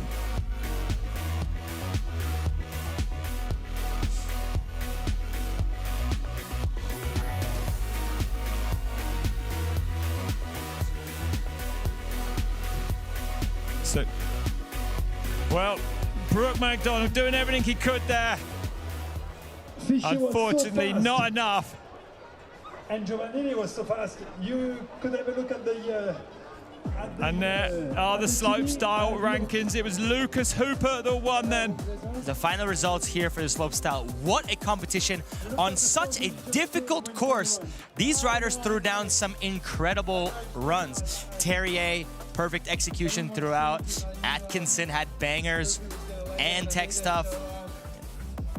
Every single rider. Young Emric, amazing to see him perform Opened at up, 13 years yeah, old. that's right. He won't forget this afternoon. And I think it's fair to say we're going to say the judges weren't very kind to him, right? I know. How was this downhill race, Rob? And there is your downhill ranking. Look at that, Giovannini taking the win there. Well, he'll be very happy with that, putting some big names behind him. Jono in fifth is pretty solid for him, isn't it? He's had a good day as well. He'll be happy with that. Probably see some iteration of Castle Ride in Mavericks. Hope so. So ignore those times there. They don't look to be particularly accurate to me there. But that is accurate, and that's what matters. Hooper and Fishback take the win of the very first Castle Ride here in Sion, Switzerland. A 3:41. Jakub Vencl, Gabriel Giovannini second, Max Fredriksson, Brook MacDonald coming in third in the end then. So a correction on that scoreboard there for us. Yeah, amazing to see. Wow.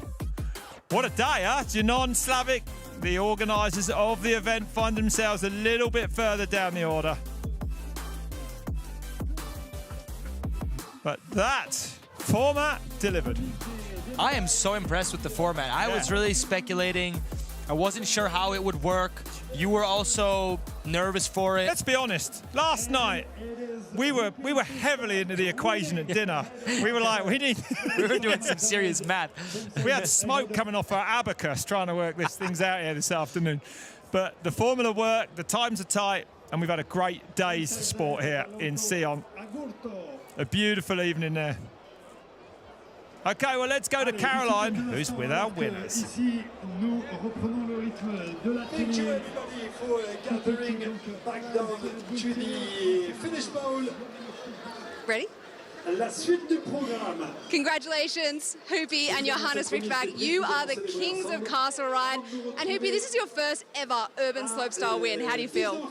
I mean, it's amazing. It's been a long time since there was an event in Switzerland. And yeah, I think the last time was 7 years ago, so now I'm here and I won it. And the fans out there were like fired up. There were chainsaws.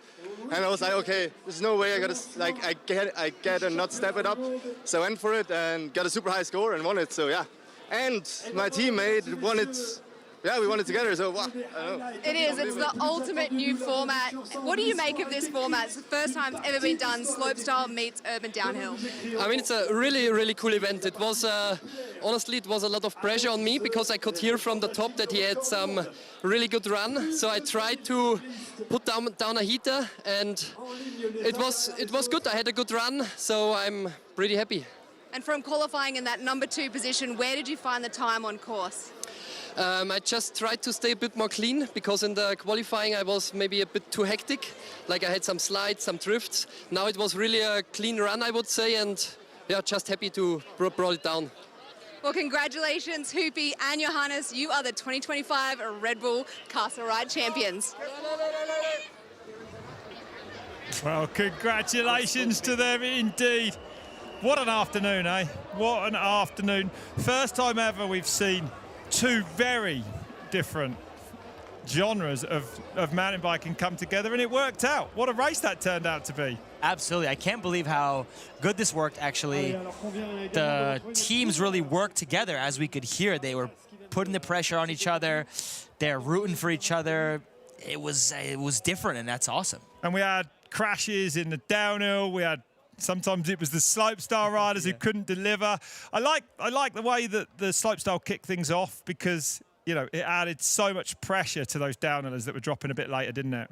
Oh, big time. And it was cool to see the scoring system unfold because we quickly realized that the slopestyle run has to be at least decent for the downhill rider to have any hope of an interesting and competitive time. Yeah. But then we learned that that score doesn't guarantee anything. So very interesting way the event unfolded. It's been sick. Yeah, that's right. And let's have a look at these slopestyle rankings then. I mean, any surprise to you to see Lucas Hoopert there taking that win? Check on these rankings. Have a look. See what you think of the scores, Nick. Hoopert on home turf with all the pressure. Like I said, his motivation is so... It's so impressive. It's inspiring. He's so motivated to just keep getting better and better. So seeing him in the 90s, taking that win is insane. Fredriksson, like I said, he did his final Red Bull Joyride just now in Whistler, and he comes here and ends up on the podium again.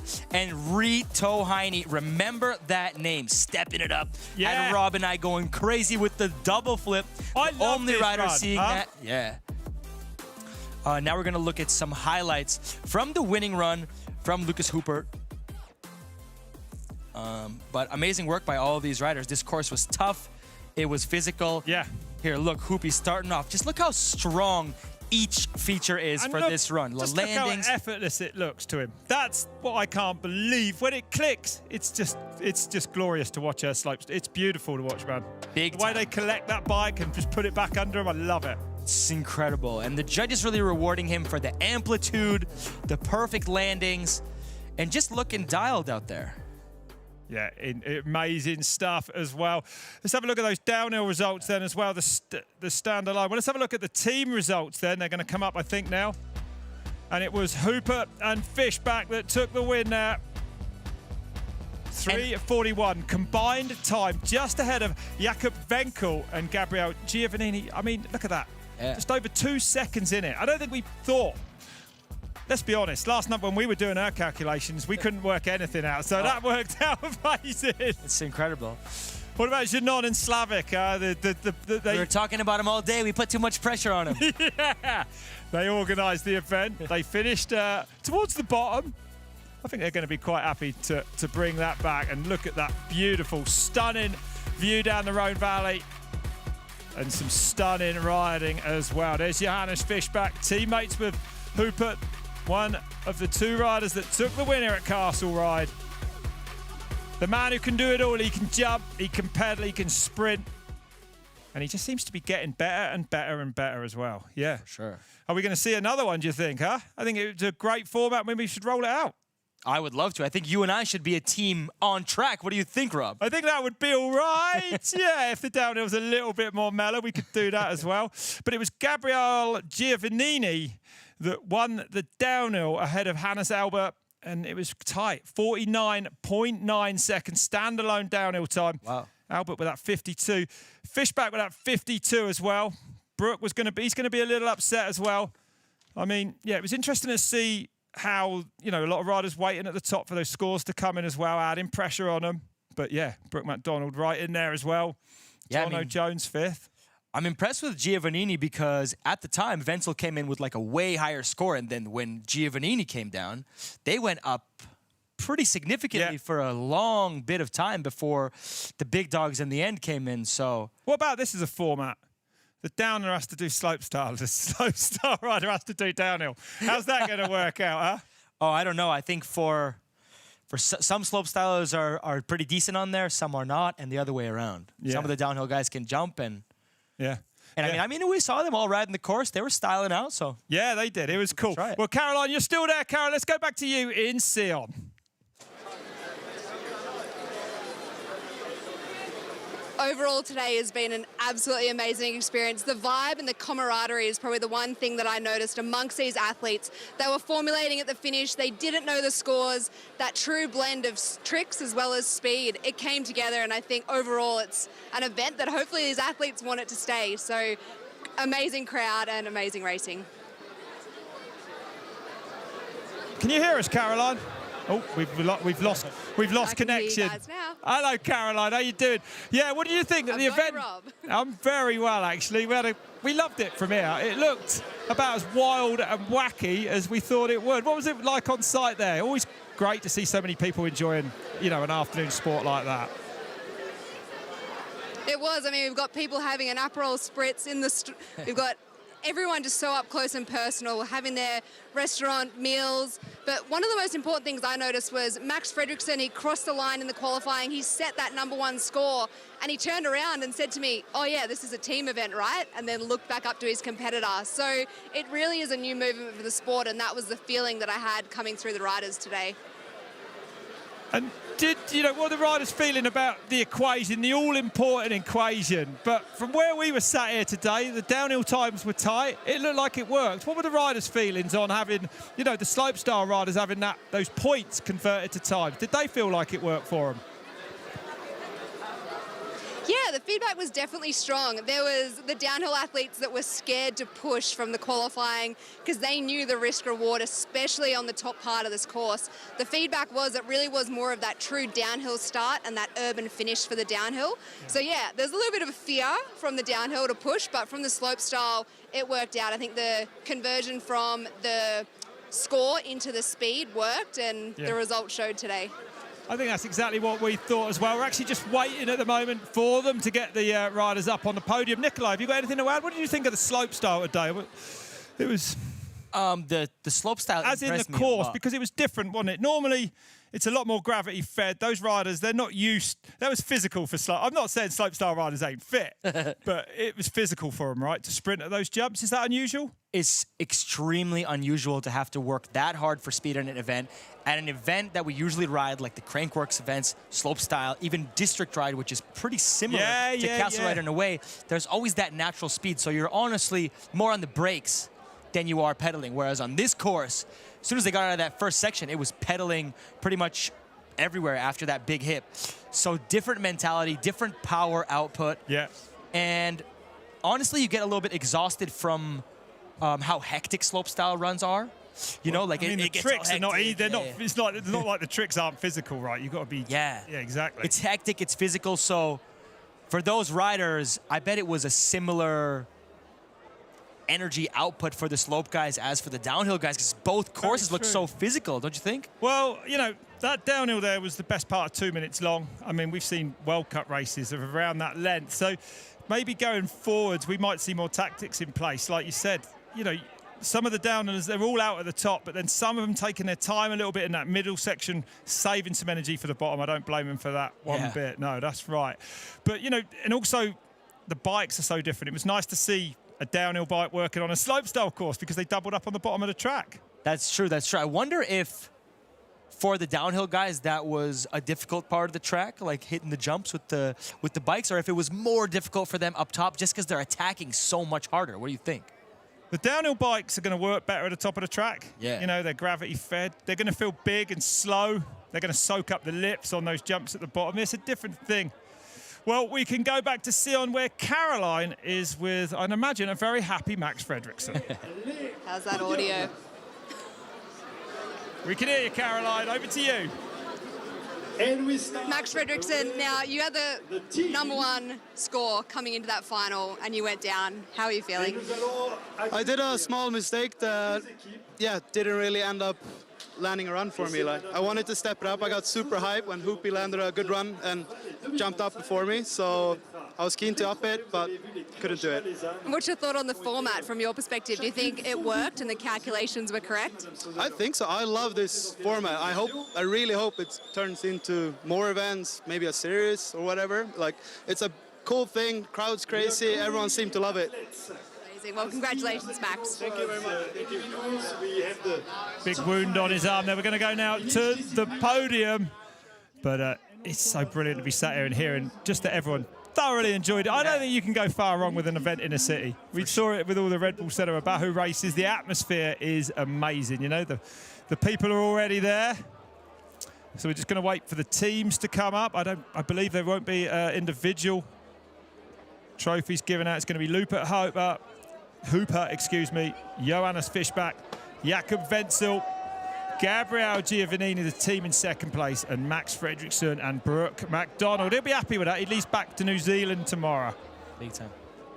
Okay, and we've got Brook. I think he's with Caroline. Caroline, are you there?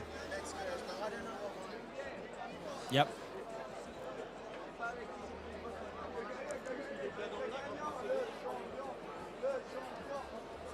Well, we're just waiting to go over to Caroline.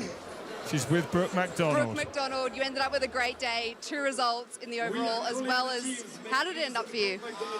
Honestly, it's been like a roller coaster for me to get back into enjoying downhill, and I think now racing these urbans, it's just like got me back into that hunger and want. So yeah, to do like 2 solid runs and end up fourth in the downhill and 3rd in the overall, it's pretty insane. Obviously Max probably was going to throw down a sick run, but unfortunately took a tumble, and that, you know, potentially could have lifted us up. But yeah, I'm just happy to get down in one piece because these guys are so fast. Amazing. We're really glad that urban downhill is growing on you. Congratulations. Thank you.